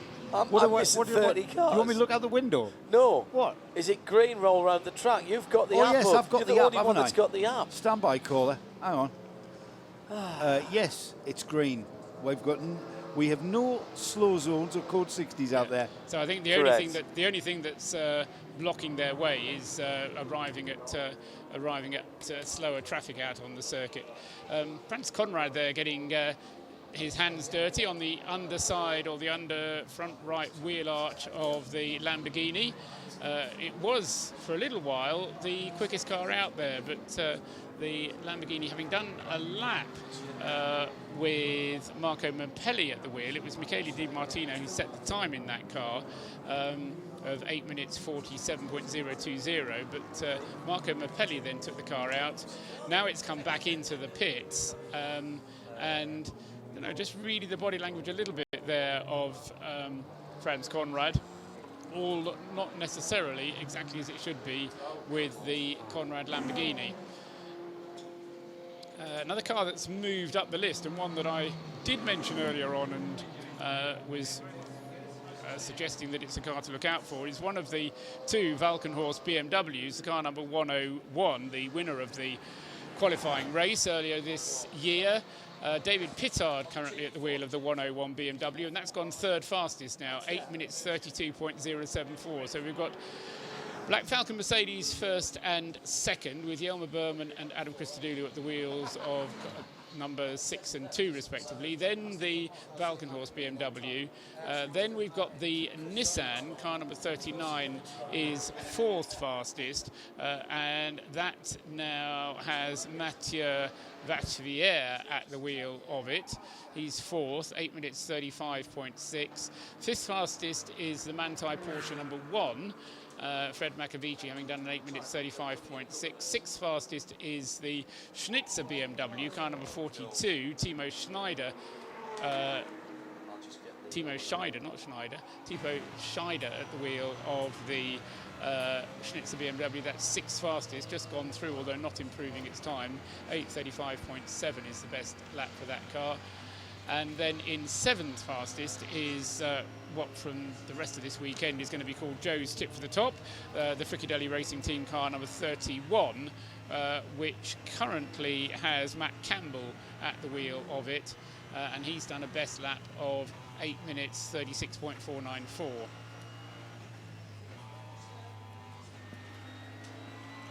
That's Paul Trustwell. Sorry, Simon Strang from Aston Martin just came into the Aston Martin lounge. Did he give us extra information? I was letting you talk to him so you could glean any information. We were giving him information, and also he came to congratulate Johnny Palmer on being the first of us to go under the 9-minute barrier on the simulator in here in the Aston Martin GT4. So the track's clearly drying. The track's clearly drying out now. So no traffic on your lap at all, says Palmer. He'll be here in about 15 minutes, and that'll give me the chance to go and try and beat that then. The only reason Have I got to do it in the dark? Carrying on down through the times, we got as far as the 31 Frickadelli Porsche in 7th. In 8th place is the 911 numbered Porsche. Kevin Estra has now taken over the wheel of the 911 car. That was in the hands of Fred Macavici earlier, of Earl Bamber earlier on, but Kevin Estra now out, and he's just improved to an 8 minutes 37.036. Then it's René Rast in the car collection Audi. If you want to drive, this is a worthwhile point making. If you want to drive 2 cars during the race, you have to qualify 2 cars during qualifying. Yeah. So you can't just say, I've done my qualifying in one car, that'll count for the other. It does in some series, but not in the Nürburgring 24 hours. If you want to drive 2 cars, you have to do your 2 qualifying laps in each of them. Your umlaut theory doesn't hold water, I'm afraid, because the Setup Wizard Racing number 29, number 125 rather, is driven at the moment by Dr. Matthias Huttenrauch, and his 3-letter acronym is H-U umlaut N. U is how you say U. Yeah. But it's got an umlaut on it. You've got one in 2nd place as well, John. You don't have to go you far got down. Müller. Yeah. Because Dirk Müller has now taken over Adam Christodoulou's Mercedes. I'll call it Adam Christodoulou's Mercedes just he was in it first. He was in it first. Not his car. It's a Black Falcon car.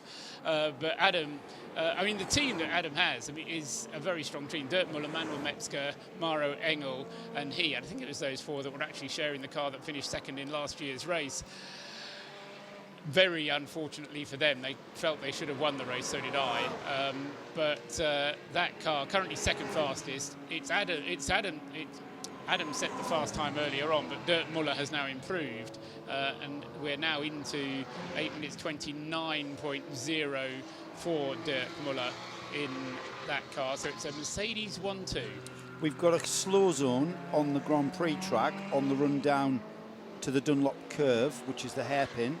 The bottom of the hill. Car 78 has come to a halt. That's the rent-to-drive Familia Racing Porsche 997 in the GT3 Cup configuration, SP6 class. Not quite sure why or what has gone on there, but there's a slow zone and the car still showing being static there. I think it's been recovered behind the barrier now as we've taken in the slow zone. So that car looking, according to the tracker, still out there on the circuit, but not in harm's way.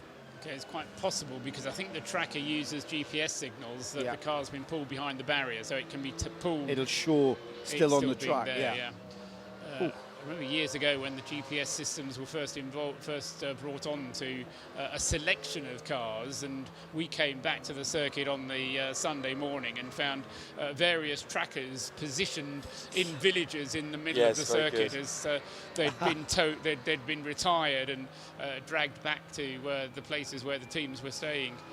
Yes, he's slightly gone off by about 3 miles. Now they switch them off when they get to that place. Christopher Mies is at the wheel of the Lant Audi, number 29, another car that is a former winner of the race 2 years ago when, you might remember, there was chaos at the end of the race when it just started to rain and nobody knew quite which tyres to put on, but somehow Lant got it absolutely right. Not necessarily for the right reasons. Is why you I've just heard a stutter there. You went on to 7 cylinders for just a moment, but that was fine. Was he not just hitting the limiter? Don't show us your workings out as to why they went onto the right tyre at the right time, having had an engine glitch earlier on in the race. Anyway, that was the Lant car a couple of years ago that won this race. They're the number 29 car that's sharing that excellent driving lineup with the car collection car. The additional 2 drivers in the car being Kelvin van der Linde and Christopher Mies. And it's Mies at the wheel of the 29 Lant car at the moment. 8 minutes 38.559, the best lap that car has managed, which it did on its last flying lap. Got a great showing from the 101. He's gone purple in sector 3. This is the car that won the qualification race. Yes. It's David Pittard at the wheel, guys. David Pittard, mightily impressive in that qualifying race. He had the worst of conditions early on and drove the first in brilliantly. One of those drivers, I feel, who's... I don't say this in a pejorative way, but he's on a very steep learning curve, but he's improving very, very quickly.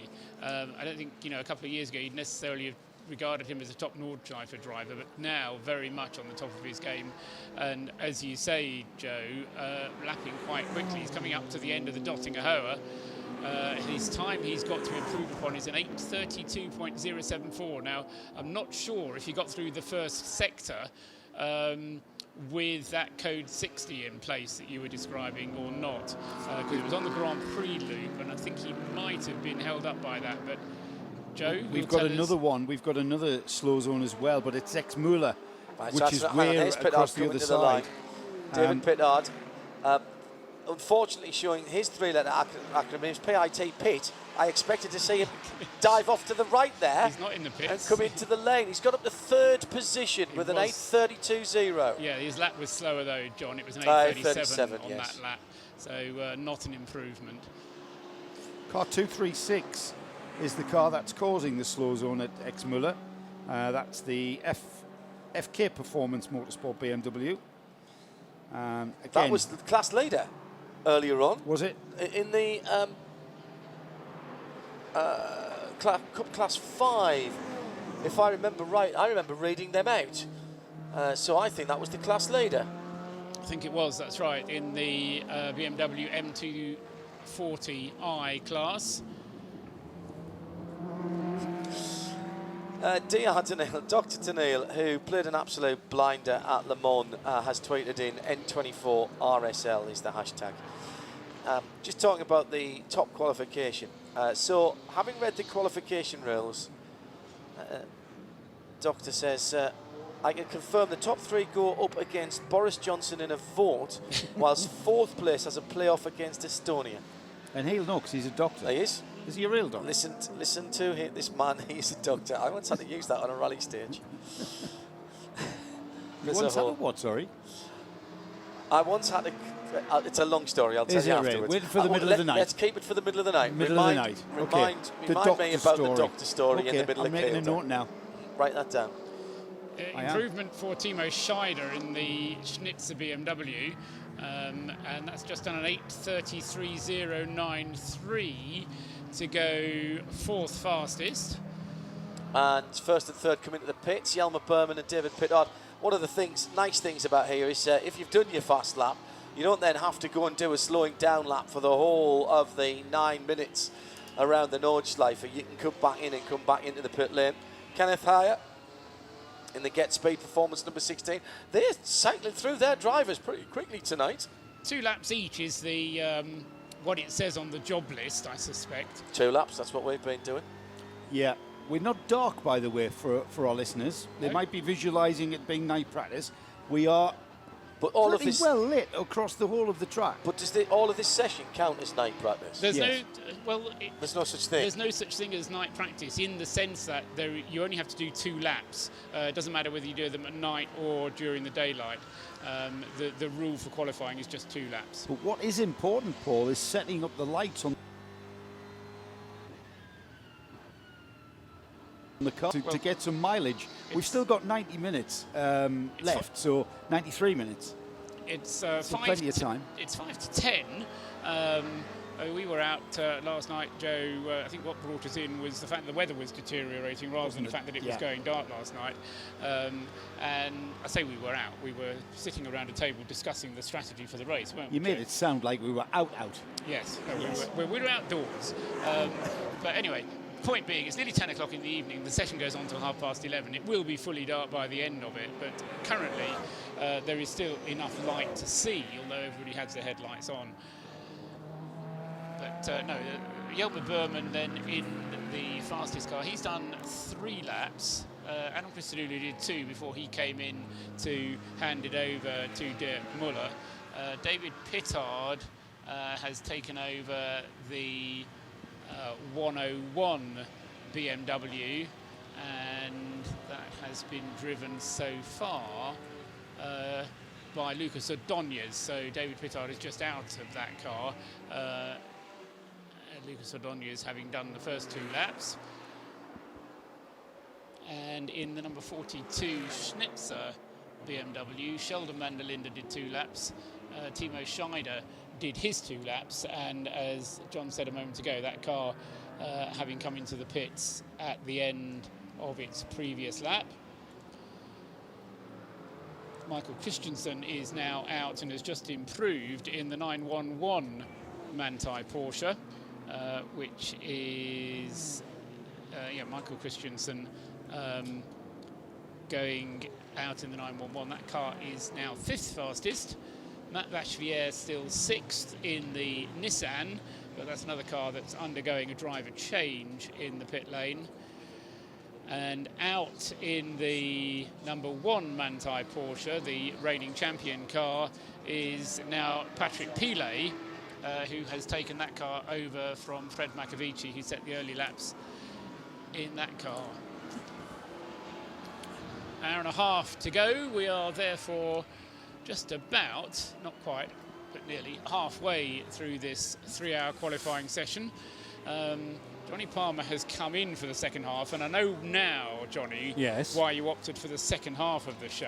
Because you get the 8 or 9 minutes that we'll get at the end of the 3 hours, because although it's a 3-hour session, it will actually go on for 3¼ hours by the time all the cars come in at the end of their slowing down lap. Yeah, and the other reason is, of course, not a lot to talk about at the start of the session, because cars obviously have to go out for a sighting lap, and then you've got to wait another 8 minutes for fast laps to come through. So this was the easiest shift, I thought. And he was left alone on the PlayStation Simulator to put that 8 minute 59 in without us interrupting him. I'm not tremendously shocked to see that John Hindhaugh has not even missed a beat from dropping the headphones. He's back on it now to try and beat that time. I'm expecting to come back all sweaty. I've done an 8:57, Johnny. Talk about throwing the gauntlet down. I love giving a man a challenge. He's not competitive, though. Not at all. No. No. Let it never be said. Right, so the number 6 car, fastest so far, and that's the one I think I heard you say, Paul, Jelmer Berman was putting in some good times recently. Yes. And it's now been taken over. Let me just make sure I've got the right sheet here. Which, yes, I have. So it's now been taken over by Nico Bastian, and that is the number 6 Black Falcon Mercedes, which Patrick Assenheimer regularly drives. In fact, it's in sort of Assenheimer livery, so unusual that Black Falcon should run that car. In fact, it's had various different tyre manufacturers on that car through the years as well. Pretty sure that car's running Michelin's, though, this year.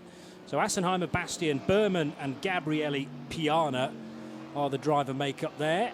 And Bastian then on to judge what conditions are like. Meanwhile, one of the Get Speed cars is nearing the end of the lap, with Kenneth Heyer driving the number 16 AMG. And I say nearing the end of the lap, where is that? Yes, just coming onto the Dottinger Höhe, in fact, Kenneth Heyer. So he is into the final sector now. Was the quickest of all at one point. I think a number of changes of who was actually quickest, probably broken all records in this session, because we had all sorts of cars at the top at various points. But the 16 Get Speed car was top for a little while. Mercedes turning left then with the German driver, headlights ablaze, big kick of sparks as well behind the Mercedes as it grounds out and heads into Tiergarten, then slows much more rapidly for Hohenrhein and that ever-tightening sequence of chicanes. Then through a relatively narrow part of the track, which is the link road between the Nordschleife itself for the tourist laps and the Grand Prix Strecke, and over the line goes Kenneth Heyer. So the number 16 machine does not improve. That was a 9 minutes 8 on that lap compared to his best of an 8 minutes 42. Right. So the best that's displayed for that car. Ignore the best column. That's it. That's erroneous, is it? I think it is the sum of the best 42 sectors. So that might be the theoretical time. Yes. Interesting. Okay. Right. So. But we can't. The problem with the theoretical time, even if we know what the theoretical time is, we don't know what it means because we don't know what the threshold is to get into top qualifying. And in any case, race control have the right to add somebody to the top qualifying if they think they should. Yeah. One thing on the subject of top qualifying, the thing that the top 30 always used to give us was a flashing blue light.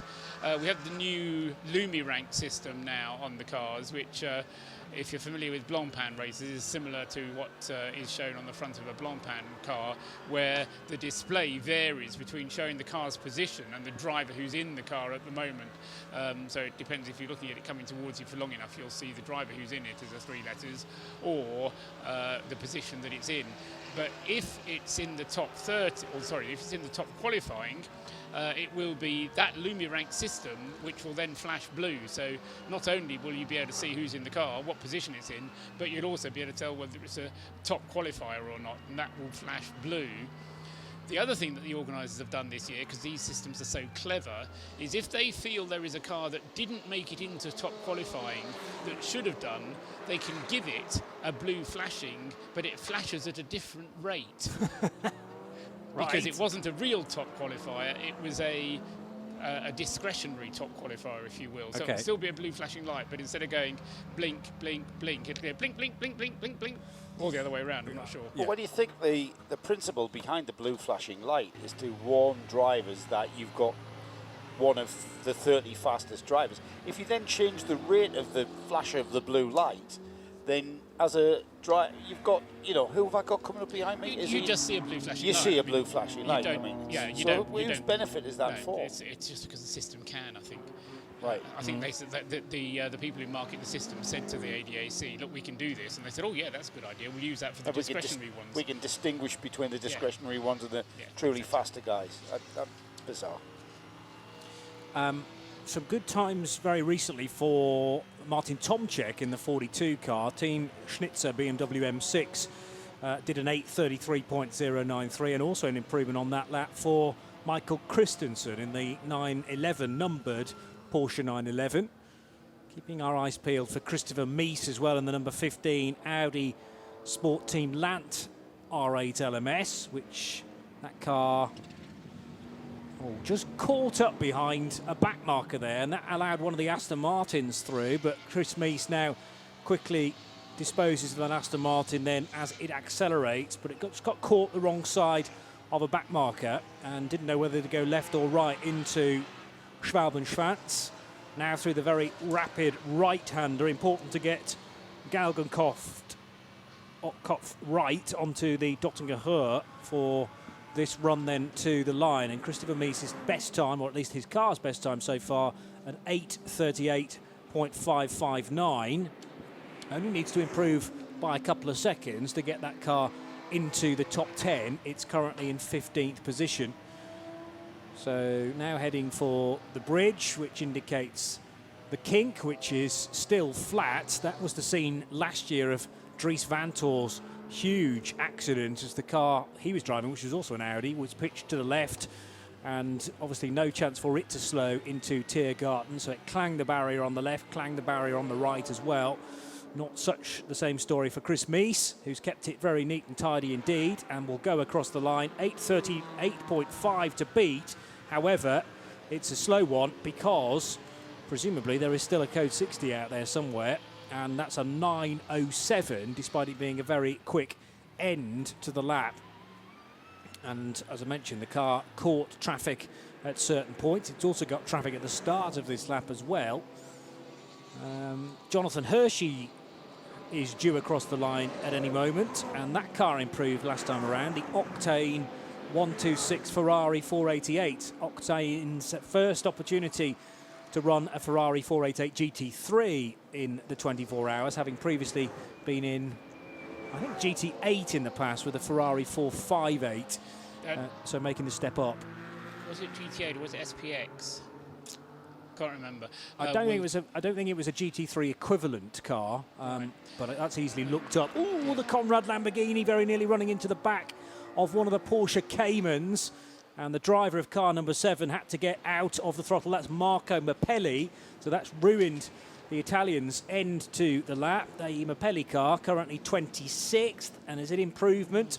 Well, actually on that lap, it was an absolute best Sector 1 for Mappelli, but because of this caution that's partway around the lap, it is again over a 9-minute lap. Yeah, Sector 5 being the bit which slowed him down, which is the bit really which takes him from the foxhole, or from Schwedenkreuz, I should say, from Schwedenkreuz all the way around to just before Bergwerk, which is a very long sector, but it took even longer to get round that part of the circuit for the Conrad Lamborghini. Just good to notice that car is out of the pits, because I did mention earlier on that it was in the pits with Franz Conrad looking under the front right wheel arch, and the car looked as though it was in some kind of difficulty, but running strongly again now. And you mentioned the 55 Octane Ferrari, and again, it just to reinforce, that car crashed in the free practice session earlier today, and obviously didn't do very much damage, because it's perfectly all right again now. Or seemingly. Jonathan Hershey then 9th fastest in it. So a couple of Mercedes fastest so far. A second splits their best times, 8:27.9, 8:29.0, so it's actually 1.1 seconds to be exact. Then two BMWs, the Valkenhorst Motorsport car that Nick Yellerly is currently out in. That's the 101 Valkenhorst machine. There is an intervention vehicle, I noticed, coming down the Dottinger Höhe as well, with amber light bar flashing. And still not completely dark as I peer out of the Aston Martin lounge. There's a bit of light in the sky. However, the headlights certainly necessary now. Far, far busier on the racetrack than it is on the parallel public road, as four cars together now come towards the end of the lap. One of them is the Rover BMW, which is 17th position. So that's John Edwards in number 99, which ducks past one of the slower class cars. And let's see whether that's an improvement for the American driver. Certainly up through the first few sectors. And yes, car 99 does jump up, I think. We're also waiting for that car to cross the line, beg your pardon. So that's number 99. It's slipped a position, if anything, to 18th spot. So who improved ahead of that car on that lap? That will have been Lucas Luhr, I reckon, as Tom Blomqvist now slots into 5th position in the 98 car. So that's the other Rover BMW. So Blomqvist an 8:33.6. John Edwards did improve, there we go. So he was up through many of the sectors and linked them all together to do an 8:34.0. And that makes it two Rover BMWs, Rover Racing BMW M6s in the top 6 now. They are 5th and 6th. So Mercedes, then 4 BMW M6s, the Valkenhorst number 101, the Schnitzer entry, which is 42, 90 ahead of 99, which are the two Rover Racing cars. And then it's the best placed Porsche, 7th fastest, car number 911, ahead of the 39 KCMG Nissan, the other Porsche from Manthey, car number 1, and in 10th position, the 30 car of Thomas Preining, which is one of a couple of Fricadelli Racing Porsches. That car 10th fastest, and now on to another lap. As far as class leaders are concerned, the SPX class leader is still the SCG, the Glickenhaus, only car in SPX. The 320 car, which was another car that actually led overall at the beginning of the session, the Team Care for Climate Porsche, which is now in the hands of Thomas von Lervis from Menard, and he is the AT class leader. In SP7, the leader there is the car number 62, and that is the Müllner Motorsport Porsche, which leads SP7. In Cup X, the leader there is the 111 KTM Crossbow, which did have Laura Kryhammer driving it, but now has been handed over to the right page. Car number 111 is in the hands of Reinhard Koffler. Leading TCR is car number 171, which is the Hyundai Veloster, which is in the hands currently of Nico Verdonk, and that car's done a 9 minutes 10 to be fastest in TCR. Yeah. In fact, it's a top 2 for Hyundai, because the i30N TCR, not the Veloster, but the i30 instead, is second fastest. Manuel Lauk currently driving it, and that time's actually just been put in, 9:12.773, and Lauk continuing on to the Grand Prix Strecke, which may turn into a slowing down Grand Prix Strecke lap and straight into the pits. More yellow flags, I noticed, this time at Hocheichen, which is Marshall Post 71, so that's relatively early on in the lap, isn't it? It's the end of Hatzenbach. Yeah, just coming out of Hatzenbach. Hocheichen is the run towards Kittelbacher Höhe, so it's the right and the left, and need to carry good speed there as the road rises over a bridge which crosses the public road, and then you head towards Kittelbacher Höhe with 2 very difficult right-handers virtually back to back. So we're trying to work out which car has come to grief there, because I'll see if I can find that for you, Johnny. The yellow flags are still waving. We're generating a little bit of interest in our simulator contest, gentlemen. Oh yeah. AGH_1990. Yes, you're right, it is GT Sport. I'll find out the tyres and the rules and the regulations. You can join in. Johnny's time 8 minute 59 was beaten by Hindhoff on his first flying lap. He's just put in an 8:57. However, then he was trying far too hard and had a few excursions on his second flying lap. Fair play though. Good lap. Sure, I did an 8:47 earlier today. Really? Okay.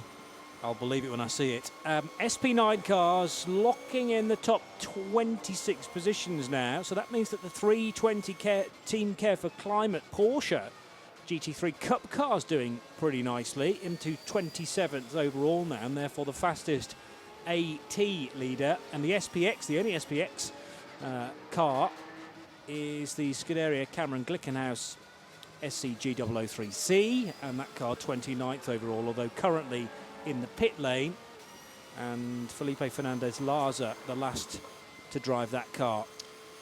I have to announce I'm very surprised that we haven't managed to improve on times from this morning's free practice yet. I thought we would have done by now.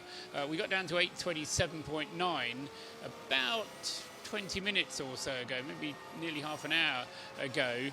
That was when the number 6 Black Falcon Mercedes Jelmer Berman did that 8 minutes 27.9. Since then there hasn't been an improvement on it, and as I say, that time set I would say about 25 minutes ago. So the Mercedes one too. Now that's been a combination of things. One is more cars coming out onto the circuit, and so traffic becomes more of a problem, but also slow zones or other things which interrupt your progress around the circuit. So we've not had an improvement for the last 25 minutes, despite the fact that it's getting drier and drier. I've identified the car that's brought out the slow zone just coming out of Hatzenbach. It's the number 157. It's a BMW E90. It's a private entry. Give it a mention. Jürgen Huber, Simon Sagmeister, Andreas Schmidt, and Cyril Kalbasi. It's a private entry. It hasn't isn't entered under a team name, but that car is showing static and not moving towards the latter bit of the Hudson back. So that's a tricky part of the track. I wouldn't be surprised if he's had it off, but then again, that would be pure speculation. Cyril Kalbassi is the driver I have at the wheel of that V4 BMW E90. So stranded on the outside, or the exit rather, of Hudson back, and covered at the moment by code 60 is the recovery work. Improvements coming in sectors 3, 4 and 5, which are the sectors basically from where you go onto the Nordschleife right the way up to Adenauer Bridge, really. So they're getting fast times through there, but it's the beginning part of the lap and the end of the lap. Although having said that, a very fast time just coming in there in Sector 7 from Tom Blomqvist at the wheel of the Rover Racing car number 98, the BMW. Tom Blomqvist putting in a fastest time in Sector 7. That is the long sector, so possibly an improved time coming in from the 98 car, and we'll see very soon indeed, because he's coming along the Dottinger Hoa now, the 98 Rover Racing BMW. A couple of people I was speaking to earlier in the week saying that Rover Racing would have the advantage here at the Nürburgring in the 24 hours, but an improved time on that last lap. You mentioned, Johnny, a little while ago, Nico Bastian now at the wheel of the Black Falcon Mercedes number 6. Goes to the, well, it was at the top of the list anyway, but goes quicker still, 8:25.345 for Nico Bastian. And that is the fastest lap of the session, except for a fastest lap on the PlayStation, which has been set by somebody. So far, well, what is it? just coming writing in it down now. He's all excited. I have to say, this timing screen's a lot slower than the one to my Do you right. want to read out that time? Yes, I do. I'll do it in descending order. Yeah. Second lap that he did, as you reported, a 9:03.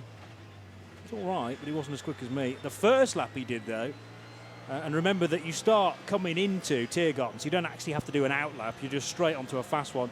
8:57.415. That's the one you watched, is it? So yes. that's 2.5 seconds quicker than I went. Right. So this is going to rumble on. So it's my turn now. I think there are actually some Aston Martin guests due on this at about 2 o'clock tomorrow, but they'll have to wrestle it off us. Joe Bradley will be back. I noticed another good time. You talked about Tom Blomqvist improving. Well, he's done an 8:28.414. I wouldn't be surprised if Nico Bastian and Tom Blomqvist were almost going round together. You know, Blomqvist pursuing Bastian, because the number 6 car posted its time first, and it can't have been more than about 5, maybe 10 seconds later. Blomqvist went through with an 8:28.414, but also improvement for Michael Christensen in the 911 car. That's now 4th fastest with an 8:29.5. Great lap from Raffaele Marciello in the man-filter Mercedes, the yellow, almost crocodile-scaled liveried number 48 car that went so well at the Bathurst 12-hour at the start of the year, 8:30.592. Lucas Luhr, we didn't mention, in the Iron Force car, number 8, doing an 8:30.8, and also some good times, although now pitting. Nick Yellerly in the 101 Valkenhorst BMW, the Wochenspiegel team Monschau Ferrari of who put that time in? Jochen Krumbach, I think that was, car 11. Yes, Jochen Krumbach. And Martin Tomczyk. I think I mentioned the Schnitzer time from the BMW M6 a little while ago. Well, all of a sudden, Tomczyk leaping up to 4th and now way back down to 9th, because so many cars that were slower than the 42 BMW are now a lot quicker.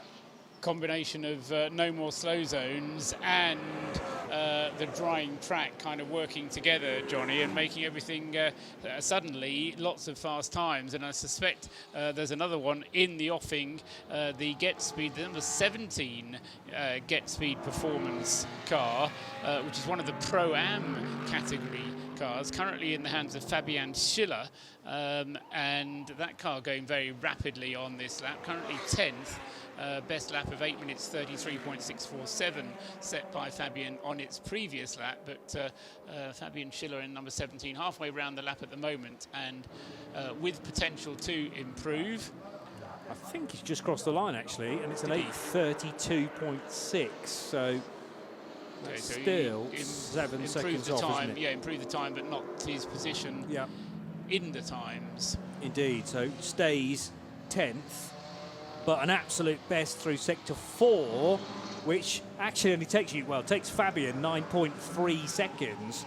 We've got the odd car that takes just around 10 seconds, but it's an incredibly short time. Oh dear, Aston Martin spinning and currently facing the wrong way is the number 37 Aston Martin. So Peter Kate driving the Vantage AMR GT4. I've got it in 65th place at the moment, 4th in the SP8T class. That was at the chicane, right at the start of the lap. And how frustrating must that feel? Although, of course, in this mode of the week, it only requires you to complete the Grand Prix Strecker and you can try again. But, of course, if this was in the race, that would completely scupper the next 25 kilometres, potentially. But these are the times, these are the sessions to make those mistakes and realise how little grip there is out there. It's still relatively warm evening. The wind that was very strong earlier on today has dropped considerably now. The flags down below us are fluttering, but only gently. And as I say, ambient temperature is reasonably warm. It's still T-shirt weather. Renger van der Zande in the number 16 Mercedes now circulating. That's the Get Speed car. Yes, that's right. Renger van der Zande in the 16 Get Speed machine that he shares with Tristan Vautier, Jan Seyfarth and Kenneth Heyer. Just looking at that lap from Peter Kate, and I think it was his first flying lap. He'd done a lap of the Grand Prix loop, and was then, so he hadn't come across the line, across the start-finish line from the Döttinger Höhe. He'd come across the start-finish line from the Grand Prix loop and from the inside of the line of cones that separate the start-finish line into two lanes, and was on his first flying lap time. He wasn't quite quick early enough in his lap. He came out of the pits about 10 minutes ago, so I think it was probably a lap around the Grand Prix loop, not long enough for him to do a full lap. More yellows out at Klostertal now, which is the climb up to the carousel, and Marshal Post 136 drawn to my attention. So that's the left-hander at Klostertal, and then the next Marshal Post on your right is Marshal Post 136, just before the hard braking area at Klostertal Curva, the right-hander, and therefore the approach to the carousel. So we'll do a bit of digging to find out who's come to grief there. No sign of green flags just yet. As meanwhile, the 116 car goes onto or completes a personal best lap. That's a Renault Clio from class SP3, which has done just on a 10 minutes 24 to put it fourth in its class. SP3, by the way, is currently headed by the Opel Manta. Volker Strycek, the last to drive that, although it is in the pit lane, the 122 car, the Foxtail. Oh, I have to wave at that because it promised to wave at me, so I shall wave back, although it's getting a bit dark for the Foxtail to see me. True. But, thank you for waving. Was that via the medium of Twitter then? Yes, it was. Very clever stuff. Yes, it's encouraging me to use Twitter more, you see. So it's drawing me into the trap. 911 Porsche starting another Grand Prix lap at the very least. And I think he's right on the tail of Dirk Muller's Mercedes-Benz, Johnny, the number 2 Black Falcon car. With Assenheimer, you mentioned the number 6 car has the Assenheimer sponsorship on it. There's a little bit of Assenheimer name stickers on the number 2 car as well. And I think those two cars quite close together on the racetrack. The 911 car currently 4th fastest. The other Manthey Porsche, number 1 car, Ricard Leitz at the wheel, is currently in 12th fastest place, although neither of those cars really need worry about this session because they're in the top qualifying anyway. Just going through those cars that are already in the top qualifying, number 98 and 99, both of the Rover Racing BMWs are in, as is the 101 Valkenhorst BMW, the one that David Pittard was driving a few minutes ago. Klostertal now clear, by the way. Green flags once again everywhere. Good. Christian Krogner's now out in the 101 Valkenhorst Motorsport car. The 100 Valkenhorst Motorsport car is also already pre-qualified into the top qualifying session. So all 4 BMWs, if you, not all 4 because you've got the Schnitzer cars as well, but the Rover Racing and Valkenhorst Motorsport BMWs are in. The 42 BMW is also in, and so 5 BMWs pre-qualified. The 2 Manthey Porsches are in, as is the 31 Fricadelli Porsche, and also the number 12 Manthey Porsche already qualified for top qualifying. As far as the Audis are concerned, we've got the number 4 Audi from Phoenix, the 5 Audi from Phoenix, and the 29 Audi from the Audi Sport Team Lant team. They are all already qualified. The 2 and the 3 Mercedes from the Black Falcon are already qualified. The Glickenhaus is already qualified, and the Falcon Motorsports Porsche, the number 44 car, is already qualified. That should be the full list of 17 that are already qualified. Johnny was writing them down so he can tell whether I actually gave you 17, because I was doing them in a slightly different order from my list. I've only got 16, but I'm not. So the one I missed was the Kondo Racing Nissan. Car number 45 is the other one. Yeah, so the only Nissan that's pre-qualified, the number 45 car, the car that Tom Coronel is going to be driving. Bumped into him last weekend, although he wasn't driving. Tomonobu Fuji, Matsuda Tsujo, and Takaboshi Mitsunori, the drivers of the Kondo Racing Nissan. Not to be confused with the 2 cars from the KCMG group, which I was doing for a moment a little while ago. The KCMG cars numbered 38 and 39. Neither of which are in. Neither of those are in so far. No, that's right. So 17 currently in. The remainder, we've got up to 19, total of 36 altogether, which could get into top qualifying, but they will only be either SP9, SPX or SP Pro class cars. And apart from that, it's going to be down to a combination of minimum theoretical lap times, plus information from GPS, plus information as well from the data sticks, from the data that is collected on board. And then the race organisers will decide whether or not teams deserve to be into the top qualifying or not, which will run in its usual style, cars being released in 10-second intervals and then doing 2 laps. You're absolutely right, Johnny, the other day. 2 flying laps, and the better of those 2 flying laps will then count to set the grid position. So for a lot of teams at the moment, this is fairly academic, except for if you're not in the top qualifying, it's far from academic because it decides where you're going to start on the grid. Indeed, but we don't yet know how many places at the sharp end are going to be decided in the top qualifying. It's previously been 30 cars. It may be a little bit more than that. Is there a chance it may be fewer than 30, or is 30 sort of the base? No, it could be fewer than 30, although I think it's unlikely. Yeah. But it can't be more than 36. Indeed. Birthday boy Kelvin van der Linde's just gone across the line, by the way, and that Audi pushing on to try and get another lap, and it should manage that very easily. That's the number 29 Team Lant Audi R8 LMS. 23rd position for that car. One to look out for, though, towards the end of this lap for the 48 Mercedes is Raffaele Marciello, who set a personal best, in fact an absolute best, through sector 2. So that's purple, that second sector of 9, remember. The track is split into, at least on our timing screen. Previously, this lap has been split into 5 sectors, and I think still is for the VLN races.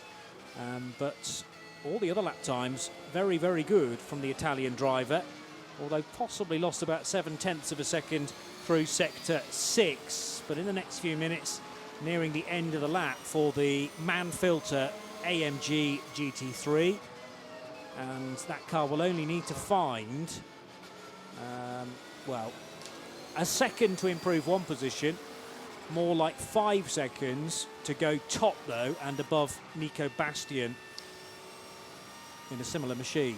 Yeah, if the I may be being unkind, Johnny, but if the Valkenhorst BMWs are the dark horses of the BMW camp, then I think the Manfilter Mercedes, run by HTP Motorsport, yes, is the dark horse amongst the Mercedes, with the Black Falcon cars very much being the white horses, or the favourites amongst the Mercedes runners. But we have seen this in the past, that the HTP car, through running good strategy and keeping out of trouble and consistency, does end up being there or thereabouts at the end. And of course, in the BMW camp, it was very much a story of Valkenhorst in the qualifying race. And certainly with Raffaele Marciello, a very quick driver. And here's one of those drivers. I was at the Spa 24 Hours a couple of years ago when Raffaele did something like 13 3/4 hours of driving in the Spa 24 Hours. Now, there was almost no need for him to drive as much as that, but he just rose to the occasion. But he has some very capable drivers with him. Maxi Goertz, Lance David Arnold and Christian Hohenadel. And all of those drivers, I'll say, are former winners, but certainly Christian and Hohenadel, and I'll have to just check that one back, but they're certainly all very quick runners at the wheel of the number 48 Mercedes, currently in 6th and about to come through at the end of the lap that you were describing a moment ago, Johnny, where he started very rapidly. An 8 minutes 30.592 to beat for Marciello. Haven't got Hohenadel as a previous winner. Marciello... No, I don't think Marciello has. I don't think Maxi Goertz has either. No. And... so in fact, none of them are winners. None of them are winners, indeed, in car 48. But they've been on podiums then, but we don't have to go there. No, okay. Well, I have a vision in my mind of having seen Hohenadel and Maxi Goertz on the podium. I'm pretty sure. Well, already podium finishes this year at the Bathurst 12 Hour, by the way, where they finished in 3rd position with the Gruppa M Racing Mercedes, but it was in the same livery as it is this weekend. And Marciello now starting another lap because he's back across the line. And actually, that wasn't an improvement, was it? It was an 8:36 compared to an 8:30. The guy who did improve was the number 16 car, which was in the hands of Renger van der Zande. And van der Zande has done an 8:29, 8:35 to put his Mercedes into 5th place. So it's the Get Speed Performance car, which is better than the Manfilter car at the moment. Into the pits comes van der Zande at the end of the Grand Prix loop. You can't come into the pits at the end of a lap off the Nordschleife, so you have to go round onto the Grand Prix loop to finish your lap. 55 minutes to go. You are tuned to the Radio Show Limited network of channels. This is live action for qualifying 1 of the ADAC 24-hour of the Nürburgring for 2019, and more qualifying sessions to come tomorrow, not least the top qualifying, which is Friday night's entertainment to look forward to. So second qualifying local time is tomorrow at 2:55 in the afternoon until 4:45 And then, however you call it, Super Pole, top qualifying, just don't use the top 30 name anymore because that's been dropped at 7 o'clock until 7:40 tomorrow night. There's also a warm-up session Saturday morning, which is an hour long, starting at 9:10, and the race is due for a 3:30 start. Lucas Luhr slithering and sliding along the link road between the Grand Prix Strecke and Hatzenbach. And it is properly dark now, particularly as you head between the trees and the campsite on Hatzenbach itself. Although there are areas of illumination, including in that giant campsite to the right of Lucas Luhr, which can only act as a distraction, particularly this bit where there's just flashing lights. There's a fun fair ride, several of them, and he's got to deal with slower traffic as well. You've just got to make sure your eyes are locked on the road rather than any of the Thursday night entertainment. What I sometimes find fascinating, having never driven and never been able to put myself under this kind of thing, but if you do talk to drivers and listen to their answers, one of the things they describe is the sense of smell, that you can smell the wood smoke, you can smell the burgers being grilled, you can smell the various aromas that are coming off the campsites as you're driving round, and that again can be a bit of a distraction. What on earth is that? Oh no, it's not something on the car that's burning, it's just wood smoke coming in from outside. Jesse Krohn's just gone quicker in the 99 Rover Racing BMW, and he has set an 8:29.545 to go fourth fastest. So it's Mercedes BMW with the 98 car Philip Eng second quickest, Mercedes BMW first and second, and then another Mercedes BMW third and fourth. Then it's a Porsche fifth, Mercedes sixth, Mercedes seventh, Porsche eighth, BMW ninth, and Ferrari 10th. Where are the Audis? I hear you shout. I've got very good hearing. Fastest of them, I reckon, is 19th, Johnny. Can that be right? I think it can, can't it? 19th fastest, the yes. First Audi. And that is the number 14 car in the hands of René Rast. Now, there's a code 60 in place at Bergwerk, and Lucas Luhr is still heading down the hill towards Breitscheid. So in a moment or two, might get a glimpse of exactly why that code 60 is out, so I can describe that to you. Through the hairpin bend, which is just before the lowest part of the circuit, so that's Versiphen. Breitscheid to come next. Over the bridge goes Lucas Luhr for Iron Force Racing with Ring Police. And, that's annoying, just as the moment where he was going to go into the code 60, we do not get the opportunity. No, Lucas Luhr back into now the incident area, and the flags are being waved. Yeah.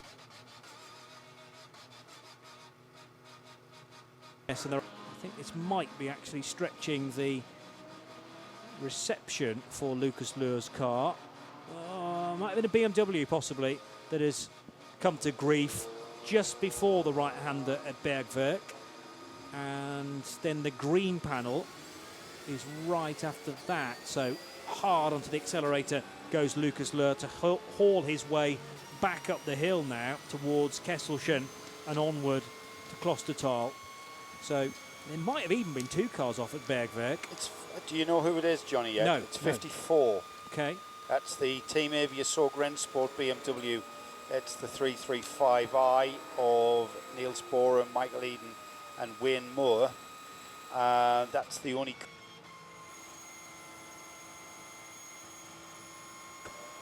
Okay, so the other car was probably a recovery vehicle, and if that's 54,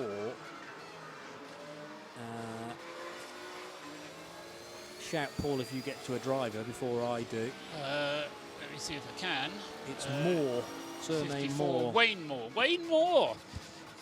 Our old friend Wayne Moore Indeed. is back at the Nürburgring again. Yes. Every time we see him, I think, I hope we see you next year, Wayne. And he's one of those guys where you shake his hand and really mean it. But that's great. Wayne Moore is back here at the Nürburgring. He's in the car, but come to grief, you unfortunately. say. Well, yeah, I couldn't tell from the very quick sight of it whether Wayne had made contact with the Armco barrier or whether it was just, the car screaming enough heading through. Well, it was just before Bergwerk, indeed. But yes, the 39-year-old Kiwi making a return to the Nürburgring. I have his first appearance in 2003, although he's 39. According to my records, yeah, he's a little bit older than that. I thought he was a little bit older than that. Okay. Anyway, no, that might need looking at, in fairness. However, my records go back to 2003 as one of his first races, but early 2000s records of this race go a little bit sketchy, I think it's fair to say. Yeah, very much so, yes. So it might be that Wayne has done a few more races than that. Without being rude to Wayne, I think he's probably over 40, but by only a few years. Yes, I think if he is only 39, then he has more to worry about than I thought. We have a doff of the cap to the 98 car.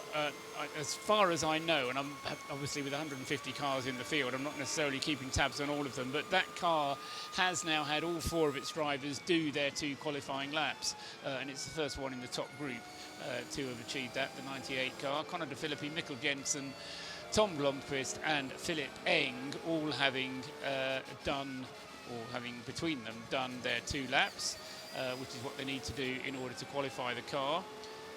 The number 16 I thought was going to be able to achieve that. We were just talking about the Get Speed car improving its time with Renger van der Zande at the wheel of it. Kenneth High has done his laps. Jan Seifert has done his, but Tristan Bautier yet to drive the number 16 car, although Renger van der Zande has done 2 different stints behind the wheel. I found a newspaper article about Wayne Moore from the New Zealand Herald, dated June 2019. Record 25th Nürburgring event for Wayne Moore. And 25th anniversary. Indeed, this race. I think we need to ask our responsible adult to find us some red carpet to put down for Wayne Moore as and when he arrives, because I'm sure he will. He'll go back to the other Aston Martin lounge to look for us, but knowing Wayne, he'll be able to find us in the end. Great Kiwi character, loves this race. He's, as we say, if you've not heard of Wayne Moore before, then he's been coming back to visitors, and he always brings us some trinkets of some sort or another, which is quite remarkable because he has to pack them all into his luggage as he comes over from New Zealand for every race. But he always, what sort of trinkets? Well, he brings us those little kiwis, literally little kiwis are made out of bulldog. Is that who brings us those? Yeah. They're all over my study. There you go. Well, you kept them, you see. Well, not all of them. Maybe 2 or 3. You know, Yeah. we do share. Absolutely. They've cleared up Bergwerk, by the way, guys. Good. Back on the Winmore. Right. Well, no, that's now, Wayne's car now. So- That's been recovered. Good. I found his real age here. He's not 39. No. I think you might have to talk to Forex about that. That's fine. I would say he's at least 60. You're correct. At least. Yes. Is he 70 yet? No. Okay. No. Yeah, he's in, so nothing wrong with being in your 60s. Certainly not. And 25 years at the Nürburgring is We're a few years off that, though, guys. is a fabulous effort.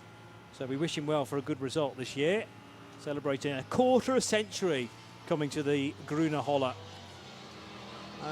Is there another car in green? That might be Wayne's car, actually, being nursed back to, yes it is, Yeah, it is. number 54. And Kelvin van der Linde unsure whether he can overtake it or not. Does he think he's slowed down because of a slow zone? Well, I think possibly, he does. yes. I think he does. I think he's thinking. But then again, is that a green? Well, Is the that blue Mercedes or that's green? just shot past doesn't think. Oh, now that's immediately got on the brakes as well. That was one of the Get Speed Mercedes, I think. We haven't so got any- complete confusion there as Wayne gets back up to speed after an incident just before Bergwerk. Kelvin van der Linde really didn't know whether he was allowed to overtake or not, and then one of the red Mercedes from Get Speed hurling it up the inside. I think more of an avoidance action than anything else. 2 wheels on the grass and then leapt on the brakes, whoever that was. He's just going towards the right-hander before the carousel. Now, is one of the Get Speed Mercedes behind that, Joe, like the 16, the 17 or the 18 car? Standby caller. I'll just check that out. Not directly behind, no. It had to slow dramatically. There may be another red Mercedes, of course. I don't think any of the Black Falcon AMGs are red, are they? No, not as red as those are. Right. So yeah, it was an odd incident that, but hopefully it was all. It clearly was all safely gathered in the end. There's another car being towed here, and I couldn't identify that at all. But that's the run down towards Brunchen. Go with that. With the large campsite on the left, so exiting Wipperman, and yeah, the descent into Brunchen. So there'll be white flags being displayed there as well, although you can overtake. It's just one of the intervention vehicles has picked up a slow-moving car. Remember I said about Tristan Vautier, and I'm just wondering if it was he, because Tristan Vautier is at the wheel of the number 16 Get Speed Performance Mercedes, Johnny, and has just set his fastest lap of the session so far. I say just, it wasn't really just, because it was about 10 minutes ago, and he's now on another flying lap, is Tristan Vautier at the wheel of number 16. It might have been him that you saw going past Kelvin van der Linde's Lant Audi. Which of the 9 sectors does Kesselchen and Klostertal fall into? Typically, I bet there's... Section 7. They're both in 7, aren't they? Well, Kesselchen is at the end of 6. Klostertal is in 7. So Vautier, it took him 1 minute and 57, whereas the number 2 Mercedes of Manuel Metzger managed to do it 7 seconds quicker than that. I'm just wondering whether that accounts for the slam on the brakes and then speeding back up again. And you can do it in a 1:48, in fact, because Marciello's just done it in his AMG that quickly. So that would tally, I think. I think we've just found the culprits, haven't we, Johnny? The Lant Motorsport car. Well, there's no doubt about Kelvin van der Linde, because he was treating us to the onboard. And Tristan Vautier was the red Mercedes that we saw. Yeah. We've got 40 minutes of this session to go, and Joe can tell us something. No, I've got a question, Paul, from Corey Marvin. I thought you were going to tell us something. No, you're going to tell us something, Paul. Corey Marvin's asking, he's saying, good afternoon, gentlemen. So I presume Corey's in the United States or Canada. Who is currently on overall provisional pole in this qualifying session? Well, it could be the number 6 Mercedes, Nico Bastian, currently at the wheel of it, but I don't like calling it provisional pole because it's not provisional pole. And it's not as simple as who's at the top of the time. Precisely. Well, no, because provisional pole isn't set until we get into the top qualifying session, which is the... what time is it? It's on Friday, the top qualifying. 7 o'clock, I think. Is at... Yes, it is, 7 o'clock. It's a bit like in a Formula 1 qualifying session, saying in Q1 who's on provisional pole. Yes. Because there's 2 more sessions to come yet after that. We can tell Corey who's fastest in this session. We can. Which is the number 6 Mercedes. It was Jelmer Berman who put that time in, Paul. Am I right? Is that time still stand? And is that still the 8 minutes 49.6? I thought Bastian had gone quicker than that. Sorry, the 8 minute 25.3. Yeah, but that's a Bastian time, right. not a Berman time.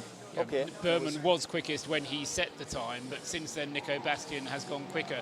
Interestingly, those 2 times, though, the Jelmer Berman time and the Nico Bastian time, are the fastest times overall in the session. So the number 6 car has gone quickest twice. Yes, so looking once with very Berman strong behind the wheel, and then with Nico Bastian, who went quicker still, and nobody's beaten that time. Tom Blomqvist, the driver of the number 98 Rover Racing BMW, who did the 8:28.414, which is the second fastest time in terms of cars, second fastest time, and then the number 2 Black Falcon Mercedes, an Adam Christodoulou time of 8 minutes 29.017, and then behind him the 99 car, that was a Jesse Krohn time, that's an 8:29.545, and the only other driver who's under 8.5 minutes is Renger van der Zande at the wheel of the number 16 Mercedes, 8 minutes 29.835, except that Lawrence Van Toor has made a liar of me because he's just done an 8 minutes 29.546 in the 911 Porsche. So 6 cars underneath the 8 minutes 30. Lawrence Van Toor's time quicker than that of Tristan Vautier. So Mercedes, BMW, Porsche, Mercedes is the top 6. And the best Audi now 7th fastest, which is a lot better. René Rast doing an 8:30.169 in the number 14 car collection Audi. And that, as I've already mentioned in the free practice broadcast, looks to be very strong on paper as a lineup. Marcel Fessler joining René Rast, Chris Haase and Marcus Winkelhock in a rather nondescript looking car collection Audi with the sort of greyish colour with a bit of white and red on it here and there. New second fastest time, Johnny. Yeah. Raffaele Marciello in the HTP Mann-Filter Mercedes, 8:26.642, puts him second quickest behind Nico Bastian's time. So we're getting down now to the times I thought we'd be getting down to about an hour and a half ago. It's taken them a lot longer to get down to the quicker times. I still think we're going to get under 8:20 in the remaining half hour. How about that? Well, you told me to ignore the best column, but I'm still quite interested by those theoretical times because 8:22 looks to be the best so far. That's not a car actually doing an 8:22.593, but it is apparently possible from the 48 car if it could string all of its best sectors together on the same lap. So Marciello looking strong. That would put it 3 seconds faster than Nico Bastian.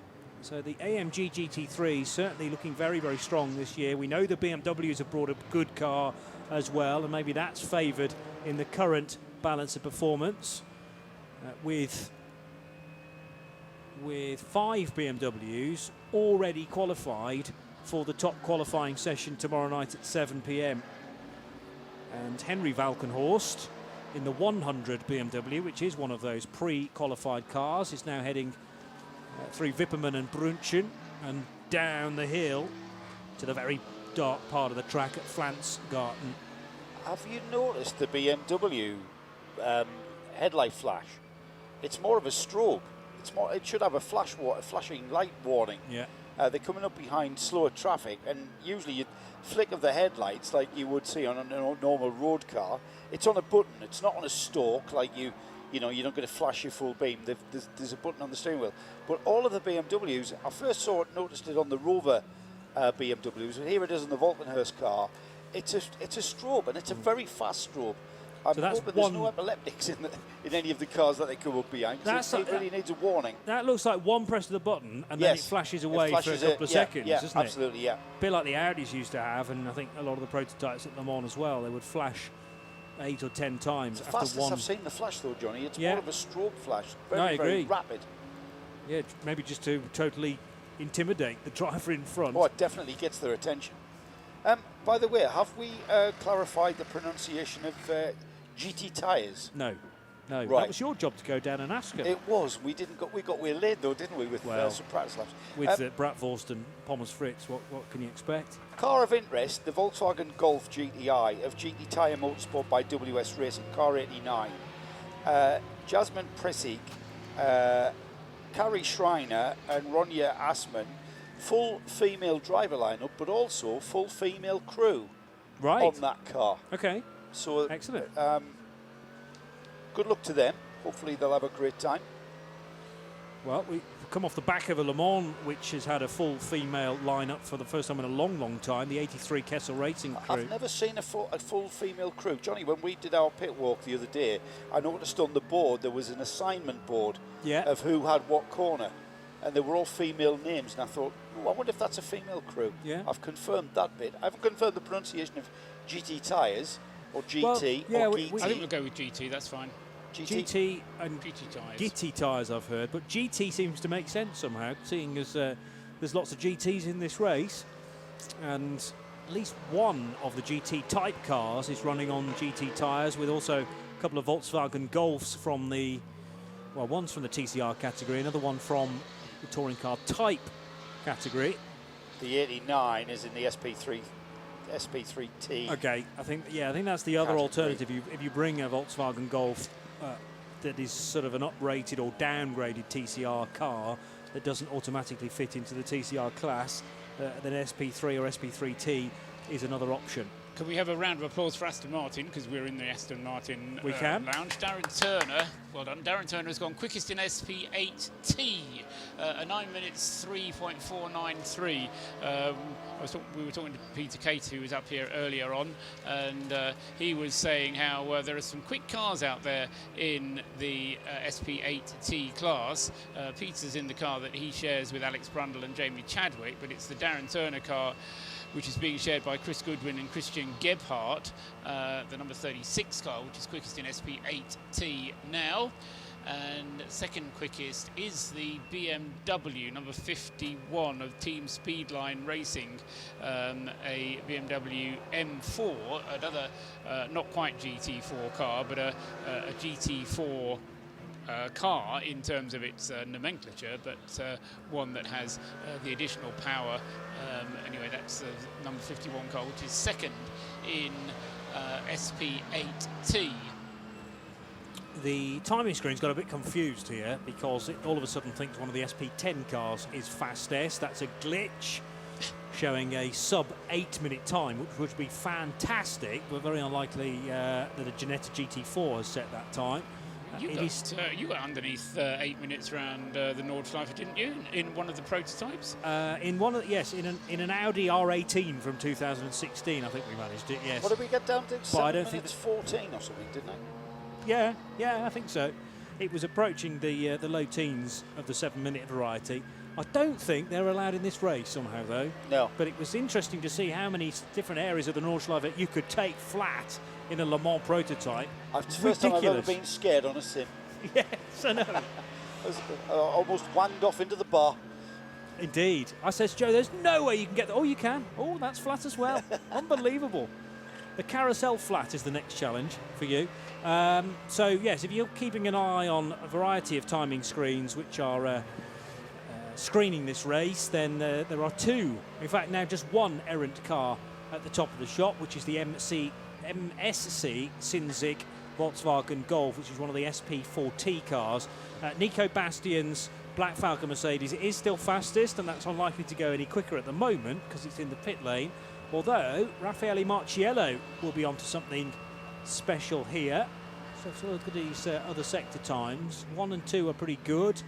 Sector 3 an absolute best, and not too shabby through the others either. Still got sector 7, 8 and 9 to go, as everybody's all back to their rightful positions now on the timing screen.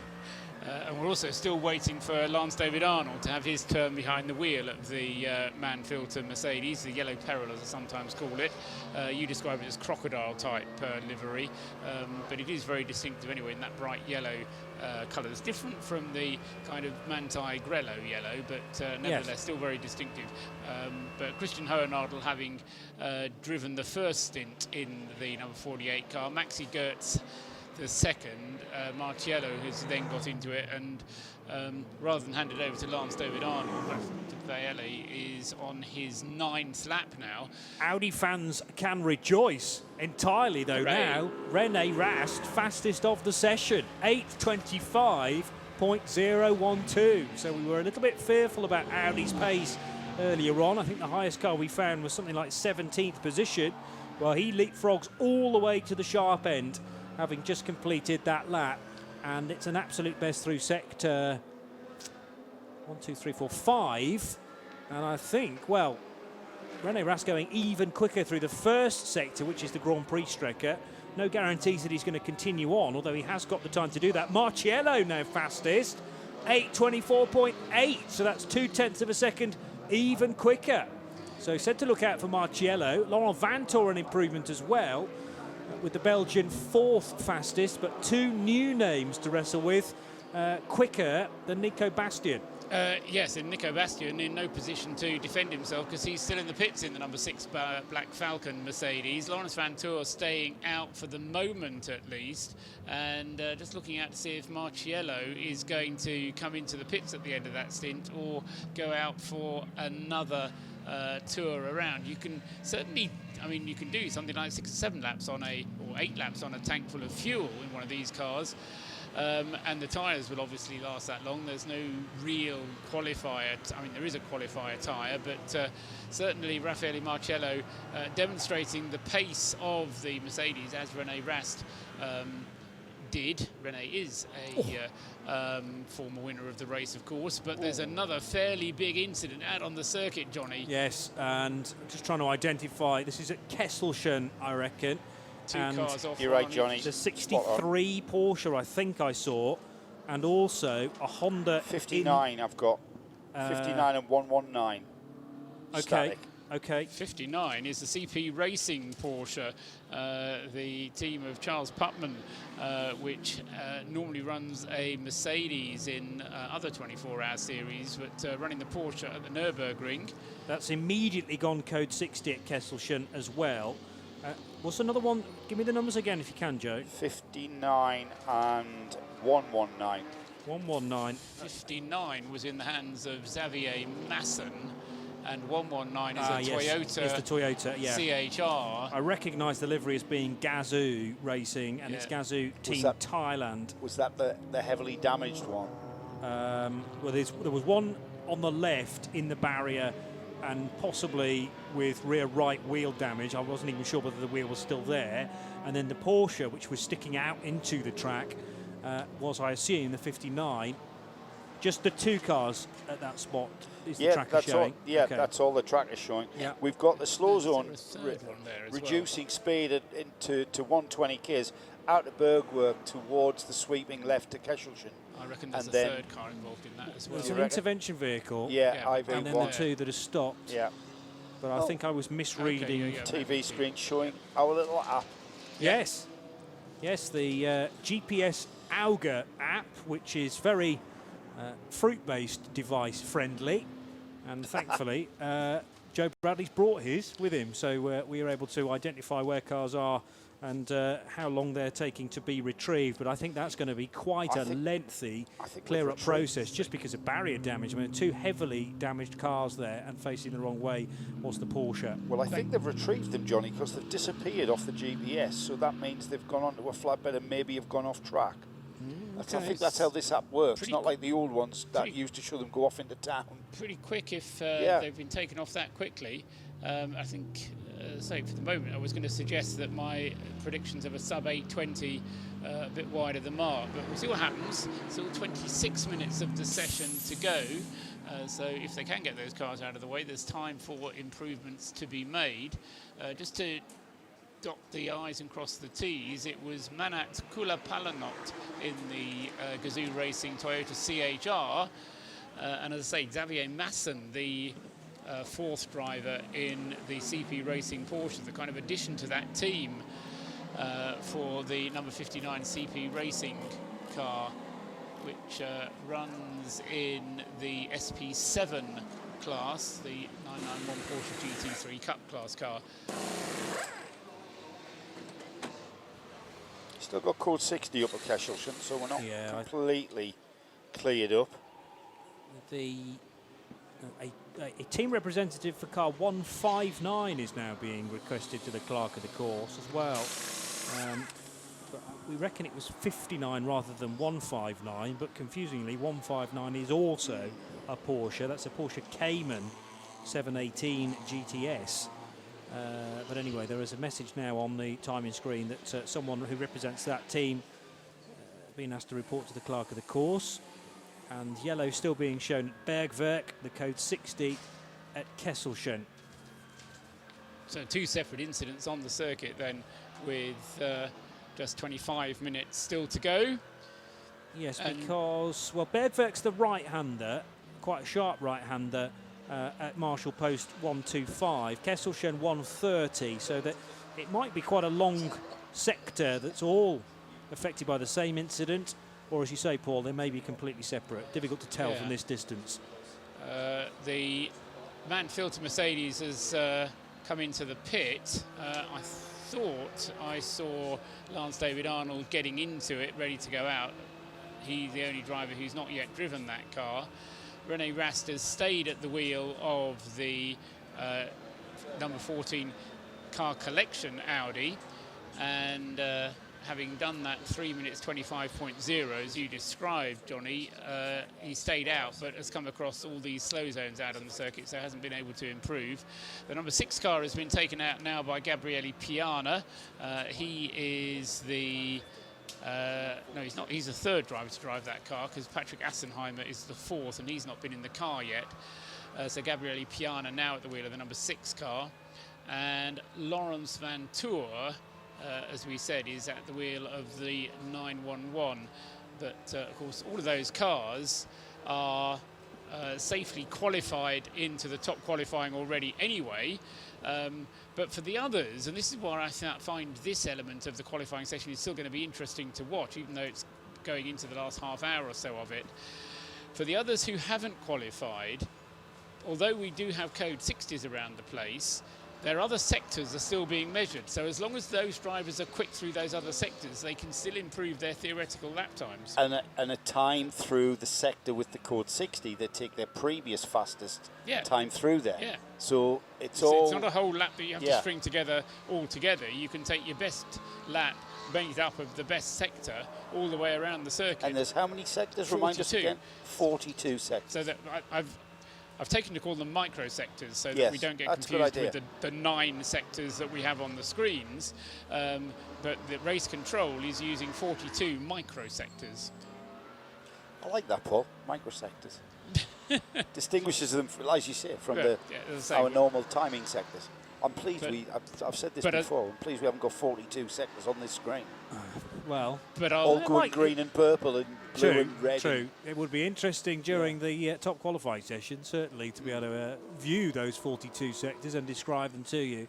It also means we can keep tabs on the cars as well. But 9 sectors is a lot better than 5. So whoever's idea that was, thumbs up. The number 5 Dunlopshire Audi comes into pit lane. I was trying to work out whether that was just a Grand Prix lap. Has to be, because that's the only way into the pit lane. Yes, but no, what I mean is, was it actually a Nordschleife and a Grand Prix Strecke and in, or was it just the Grand Prix Strecke and in at the end of that? But I'm sure the 29 car has made use of track time a little bit more than that. So Kelvin van der Linde was pursuing the Phoenix Racing Audi, which is running on Dunlops for this event. Jeroen Blekemolen, Vincent Kolb, Kim Louis Schramm and Frank Stippler. And they are not really focused on quick times because they're down in 33rd position, but that is already, as Paul has mentioned, a car that is into top qualifying for tomorrow. Yeah, Kelvin van der Linde in the Lant car might easily have improved, but for those slow zones out on the circuit, the code 60 zones out on the circuit, because other than that, he was setting personal bests in the other sectors, the 9 sectors that we get on the screens here, as they went round on that last lap. Very quick from van der Linde, but he wasn't able to improve in the crucial sector 6 and was almost double the normal lap time there. Instead of doing something just over 30 seconds, between 30 and 40 seconds, he was very nearly a minute and 10 seconds going through that sector. So that's the kind of impact that those slow zones have. Jörg Bergmeister, and congratulations to Jörg and everyone else at Team Project 1, 56 Porsche, who inherited the GTE AM win last weekend at Le Mans, remember, as the Riley Motorsports 4GT was disqualified. And there are definitely 2 cars. The Gazoo Team Thailand car in the barrier on the left, which we said was 119. Yeah. So that's the Toyota CHR. And then the 59, we think, Porsche, that was heavily in the barrier on the right-hand side. And now Jörg Bergmeister virtually, well, careful not to be alongside the number 2, but they were almost bumper to bumper. The number 2 Black Falcon Mercedes, which has at the wheel Maro Engel. Got to be careful not to confuse ENG with ENG, particularly as they're together on the screen as well. One's Philip Eng, number 98, the other one's Maro Engel, number 2, but both indicated by the same 3 letters. That's brilliant. Awkward, isn't it? Takes the whole purpose of having 3 letters which identify the driver. Yeah, but they need to, when they're doubled up 3 letters, absolutely. you've got to think of something else. I mean, it could be P-E-N. Well, wait until we get to the Hofer car where you've got 2 Krolls in there. that's Which crawl is it? Good yeah, point. no, absolutely. Very good point. Hopefully my screens are going to be able to tell us that, so we'll keep our fingers crossed and we'll try and get to that point. Don't fall asleep on us, Paul, will you? Saturday night. Well, it's either me staying awake or me teaching Joe how to use the screens, which I have tried to do in the past. Yeah, just stay awake, Paul. Okay, for goodness sake. You can leave me in charge of them if you want. But no, it is worth making And you the get point Netflix on them. that there are other timing systems that have unique three-letter identifiers, as opposed to these systems which just take the first three letters that they come across in the driver's surname. Yes, I think. regardless, yes. Anyway, we'll stay up all night and we'll work out what's going on. Of the top four cars, three of them currently in the pits, Gabriele Piana being the exception in the number 6 Black Falcon car. And then behind, looking for who else might be in a position to improve. At the moment, of course, in terms of the overall lap time, none will. I suppose in my defence, to a lap time underneath 8 minutes 20, we do have a theoretical lap time of 8 minutes 19 now, which is that combination of sectors from Raffaele Marciello in the number 48 HTP man filter Mercedes. There's a yellow flag being displayed at Marshall Post 2A. That's on the start-finish straight, which Johnny, is you're on right. yeah, pit out. Must be strange. I wonder if there is a car stuck in the pit lane exit. Yeah. Sometimes happens on the way out. You get a car not wanting to go. I think you're probably spot on, Paul, because there isn't a slow zone to indicate that there is a car having problems on the track. But there is a yellow flag at that point that Johnny said, pit out. Is it 304 and then we maybe? go green before the first turn. Car 304. 304, yeah, I think you're right there. Well spotted, JP. So that stopped either pit out or on the run down to the first corner. It's the MKR Engineering Porsche Cayman. That looks like it looks like you're right, it's on the run down. Now, whether that is pit out, actually still in the pit lane, or whether it's the first bit of the track, it's Yeah. hard to tell, isn't it, from the tracker? But therefore, although you'll probably be allowed to overtake at the S turn, the Marshall Posts 4 and 5, sort of turn 1 and 2, there'll be no overtaking just before the braking area, as that car is attempted to be recovered, but it's going to be pretty difficult to get that out of the way. Now, Maro Engel's just coming through Hohenrhein, underneath the bridge, rejoining the Grand Prix Strecker, so might get an opportunity now to see the yellow flags. And are they still being displayed is the first question.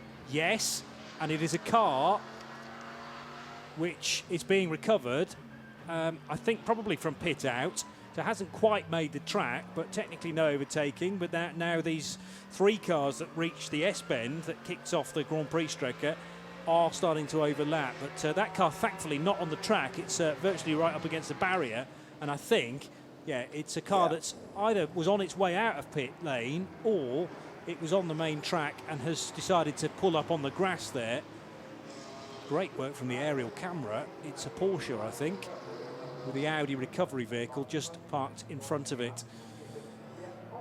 Watching Maro Engel there just start another lap, you would think with all of that clear-up work going on just after Bergwerk at Kesselchen, there's no point in pushing for a fast lap. However, because of this rule with regards to the 42 microsectors, there's every reason to keep pushing and then take out the slow zone part and rely upon a previous sector time through that section. There's still an opportunity to improve your grid position and your position towards getting into qualifying, the top 30 qualifying. Yeah. So That's I exactly, see that rule that's coming exactly into play the there. reason that they wanted to do it, was to make people want to continue to participate in the qualifying session, whatever point within the qualifying session we are. On a 14-mile track like the Nordschleife, we can. That's perfect. Yeah, absolutely. On a conventional track, it's not going to be. Yeah, it's not no. going to work as much. No, quite. And we're lucky that because of the various resurfacing exercises being carried out at the Nordschleife over the winter, there are these extra timing loops that are now in the circuit which weren't earlier on. So that enables the technology. However, of course, it really is, again, only relevant for those cars in SP9, because for everybody else, people who are not in the top qualifying, what we're seeing now is, and it's real lap times that count. Theoretical lap times don't count in terms of where you start on the grid. So for everybody else, we're looking at, cars trying to start at the head of their class, times that are affecting grid positions for the other 120 odd cars that are in this field. So the top 30 cars, are we seeing? Let's call it the top 30 cars, because I know we're over 30. Up to 36 possibly. They are qualifying for that top 30 position by means of the 42 microsectors. After the 30, are we relying upon a lap time? Yeah. Not a theoretical lap time. Correct. Right. I knew that. I'm just clarifying that for everybody else. For listeners. Yeah. Clarified it for me. Thank you. Yeah. So if you're not chosen to be involved in the top qualifying tomorrow night, then your lap time from these sessions will stand, and that will put you in a rightful position on the grid. We've got another. No, that's the same time. It's actually a new driver taking over, the number 48 Mercedes-AMG GT3, the man-filter car. So Lance David Arnold now at the wheel, but an 8:24.801 still stands from Raffaele Marciello a little earlier on. There's still a code 60 out on track, by the way. And the other session to which we're referring, there are two qualifying sessions for everybody else. This is the 3-hour session, which goes on till 11:30 tonight. The other session is from 2:55 until 4:45 tomorrow. So that is not quite 2 hours. So the next session will be in full daylight from 5 to 3 until 4:45. But just under 2 hours of qualifying then.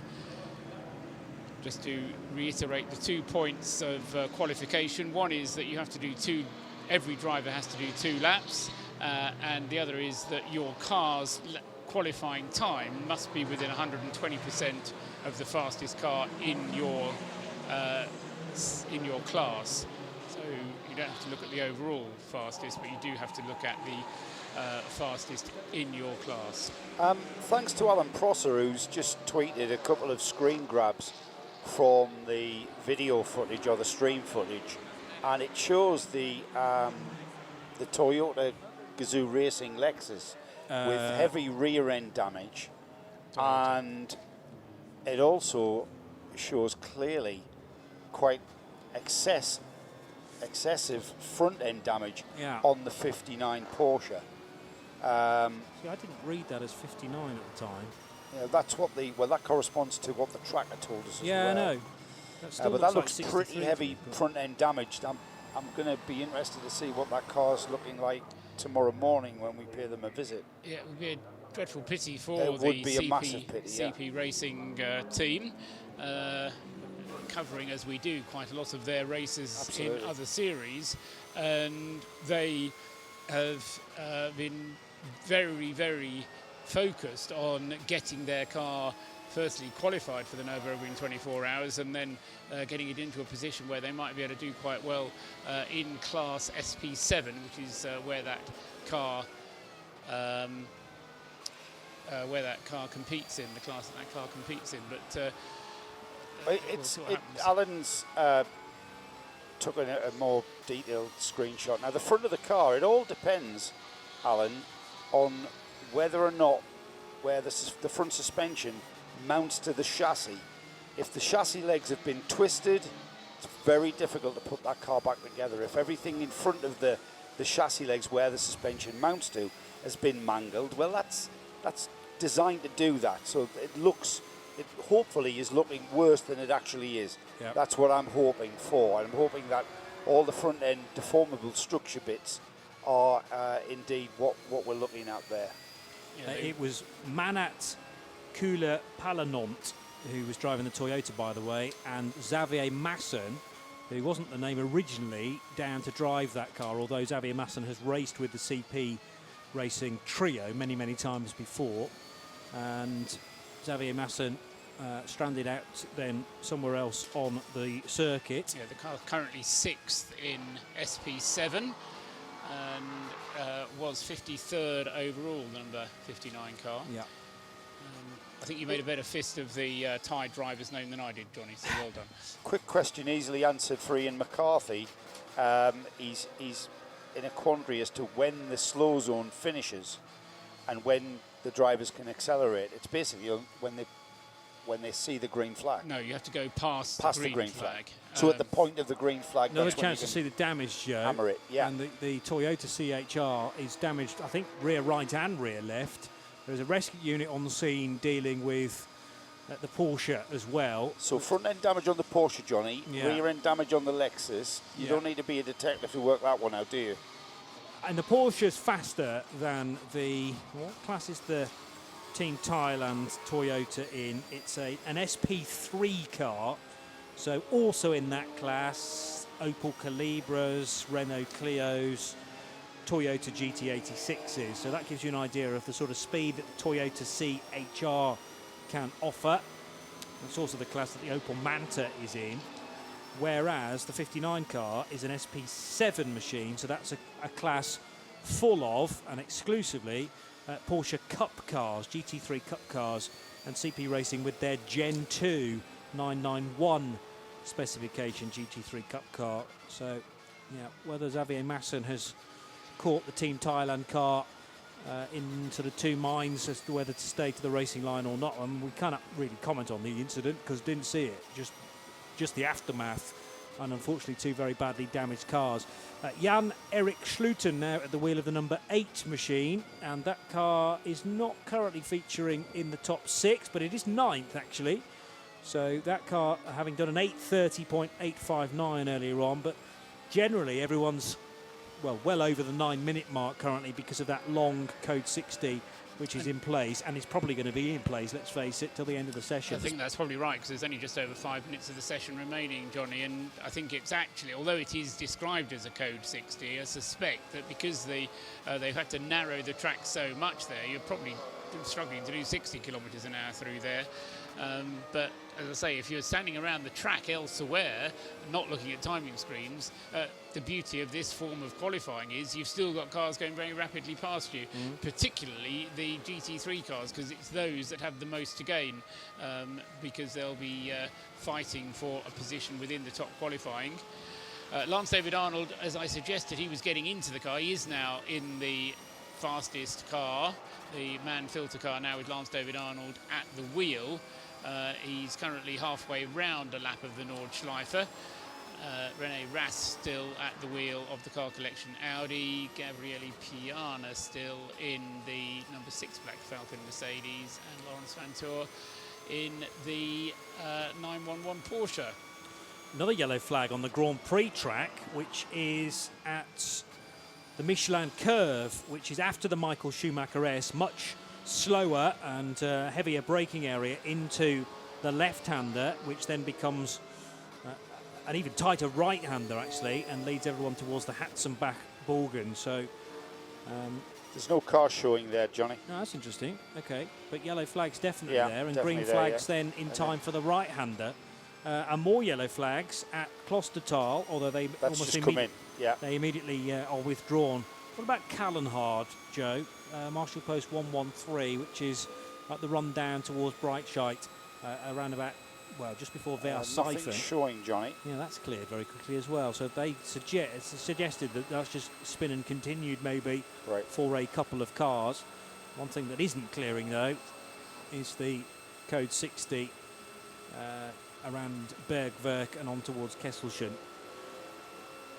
So Jan-Erik Schluten for Iron Force Racing, heading through the very quick left-hand kink at the end of the Dottinger Höhe. Now heading into Tiergarten and a clear track up ahead. Very, very dark indeed until the headlights swing to the right angle. And Jan-Erik knows where to aim that number 8 Porsche at. Coming back into slightly more floodlit area of the main straight. And over the line that car goes, but there were no personal best sector times Although the 16 car is doing pretty well on this lap, again to improve on two of the 9 sectors. Jan Seifert now at the wheel of the Get Speed Performance number 16 GT Tyres Golf in the pit lane. Notice the 91 in the pits there. David Drinkwater, one of the drivers, familiar name in the Creventic series. And in British Club Racing in general. In fact, bumped into DD, almost literally, as I was doing one of my little walks behind the paddock as you try and dash up. If he hadn't have called out my name, I think I probably would have bumped into him. But David, looking forward to the weekend ahead. Let's have a look. He's worked hard to get his qualification done for this race. Yes, very obviously getting the Nordschleife permit. He's in the car, Paul. He's sitting in the car, isn't he? He's done his 3 laps already, so he's safely qualified, as has Uli Schmidt, Ralph Lammering and Mario Hendricks. So all 4 drivers in that number 91 Golf have done their laps this evening, and that will be very pleasing for them. A lot of the cars further down the grid will really just be trying to get their night qualifying laps done, and as Johnny was saying, and you mentioned, Joe, getting the lights pointing in the right direction, making sure that everybody's comfortable with the way things are. Crucial, isn't it? Especially the undulations we have on the Nordschleife. But David Drinkwater, not a newcomer to driving at night. He pronounces it GT, Josh Barrett tells me. Okay. Who does? David Josh, Drinkwater. or David does? David Okay. does, yeah. David told him. I think we decided we'd go with GT. so that's fine. So David chairing on this occasion with Mario Hendrick, Ralph Lammering and Ulrich Schmidt. All of whom have driven the car thus far, Johnny. So okay. They're presumably all safely qualified. In that Mark 6 GTI Golf, number 91. Called a sight then of Hans Heyer as well, Kenneth's father, with the traditional headwear. Tyrolean hat has always been on Hans's head. Now, is Hans Heyer a former winner of this race, I wonder? He's certainly raced here, but I'm not quite sure if he's ever raced. Don't think he is, Paul. No, it's Alfred Hager who's the driver I was thinking of who'd won the race. But Hans Heyer, driver of sports cars more than saloons and GTs. And that story of is it the 1978 German Grand Prix where he snuck on the end of the grid? Started the race that he shouldn't have started, yes. Can't see that quite happening these days. No. Anyway, yes. Anyway, just over a minute to go, guys, before the checkered flag. Absolutely. But no improvements in times likely, I don't think. No. Will we have information as to who our qualifiers for the fast qualifying session tomorrow will be at this stage, or are we going to have to wait for a bulletin? No, we'll have to wait for a bulletin. There's no way we can find out. And indeed, the organisers are only obliged to say who is into the top qualifying at the end of both qualifying sessions. Because if they give it all away now, then people will think they're off the hook.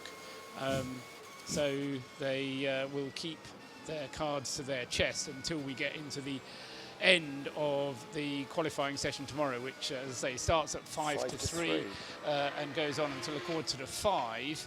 And then we have one of the most dramatic moments of the weekend, which is the drawing of the order for which order everybody goes, which is held down in the paddock and sees the drivers of each car, or a nominated driver from each car, picking out a piece of paper to say what position he will start in the line of cars that head off onto the top 30 qualifying. I love it. I think it's fantastic entertainment.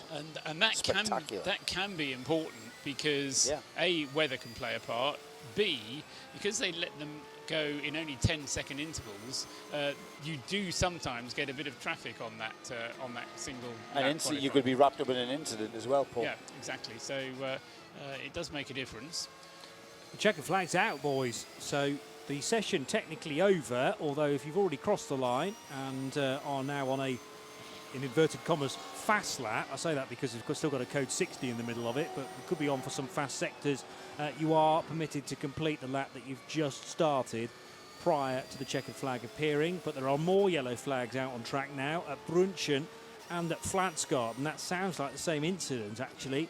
Marshal posts 168 and 169, so restricting the track further around after Wipperman. I've got no cars showing stationary in that section.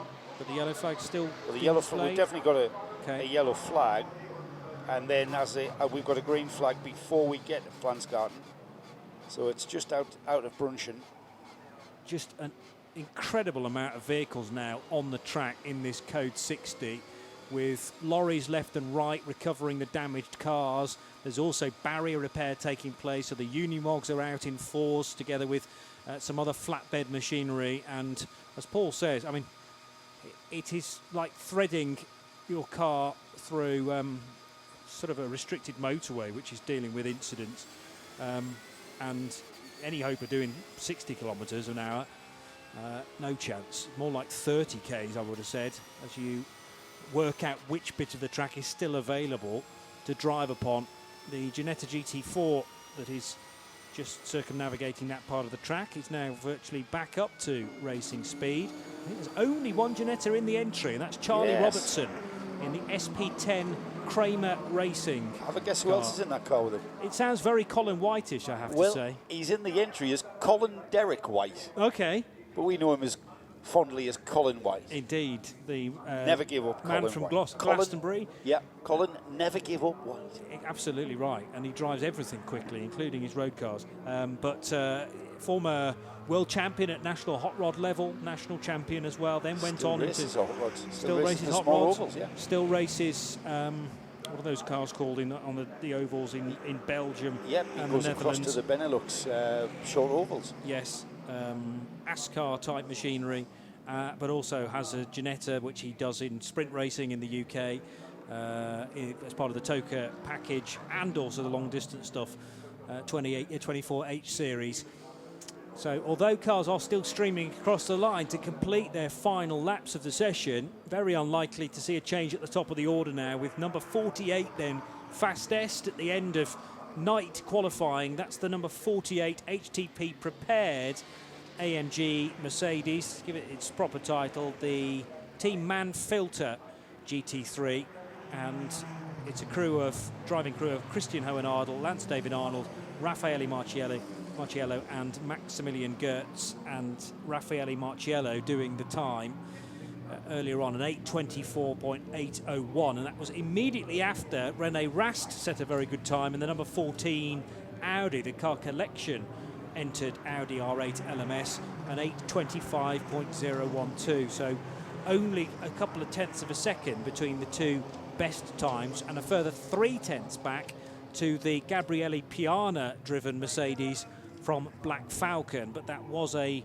Nico Bastian time, an 8:25.345. The 911 Porsche is the best 911R GT3R in the order, and that was the car that took pole position last year. The 8:28.054 puts it fourth in this session. When I say that was the car, I mean corresponding number, effectively, probably not exactly the same chassis. Fifth position, the number 98 BMW, so that's the best M6 from night qualifying, best placed M6. Conor De Filippi last to drive it, but the 98 car was put there by Tom Blomqvist, and it was a time of 8:28.414, and that car is still circulating actually somewhere in the third sector, although no, that might have become an in-lap, and it was. So 2 sectors on the Grand Prix Strecker, but then decided to turn right and come into the pit lane. Mauro Engel last to drive the number 2 car, 8:29.017. That's another Mercedes from Black Falcon. 6th fastest. 7th quickest was the number 99 Rover Racing BMW M6, an 8:29.545.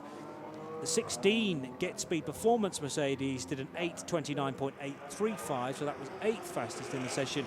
9th quickest, the number 8 Iron Force by Ring Police Porsche, 8:30.859, and 10th quickest, the number 101 Valkenhorst Motorsport BMW, last to be driven by Spaniard Lucas Ordóñez, but that car's currently in the pits, and earlier on it did an 8:31.255.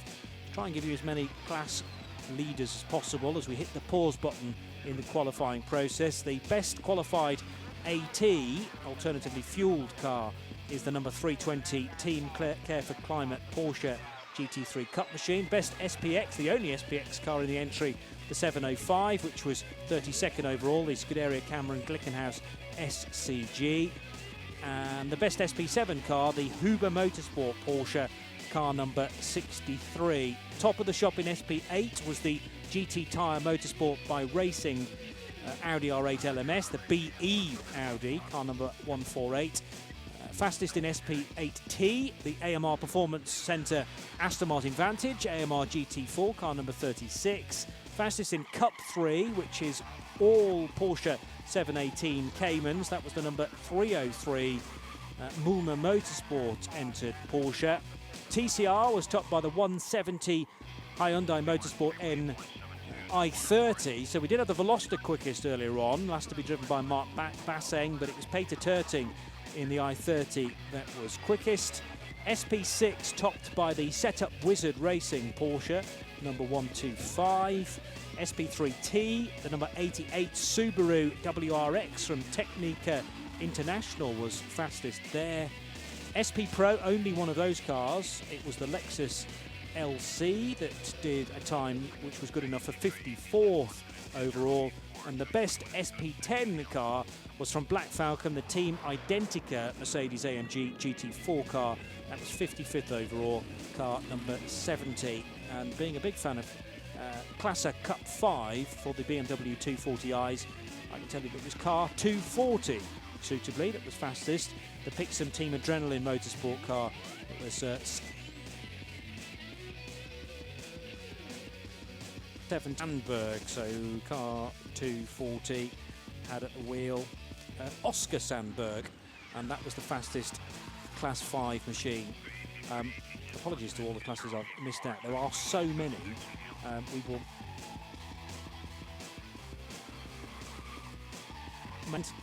I make it 158 cars that made it out in that session from the 160 we think that are entered. And I just have to wave me Manta Foxtail. Yeah. I've always been a fan of the Manta Foxtail, but that is fastest in the SP3 class. Excellent. So if you're following the Foxtail on Twitter, then it's Foxtail SP3. It's an SP3 class car, and it is fastest in SP3. Lovely. Cars are still finishing the session. They probably will be for the next 15 minutes. Frankly, but the clock is definitely at 0, and the cars that are out there, Johnny, yes, as far as I can work out from this tracker, the ones who are still out are on the Dottinger Hoa at the moment. Oh, good. So, okay.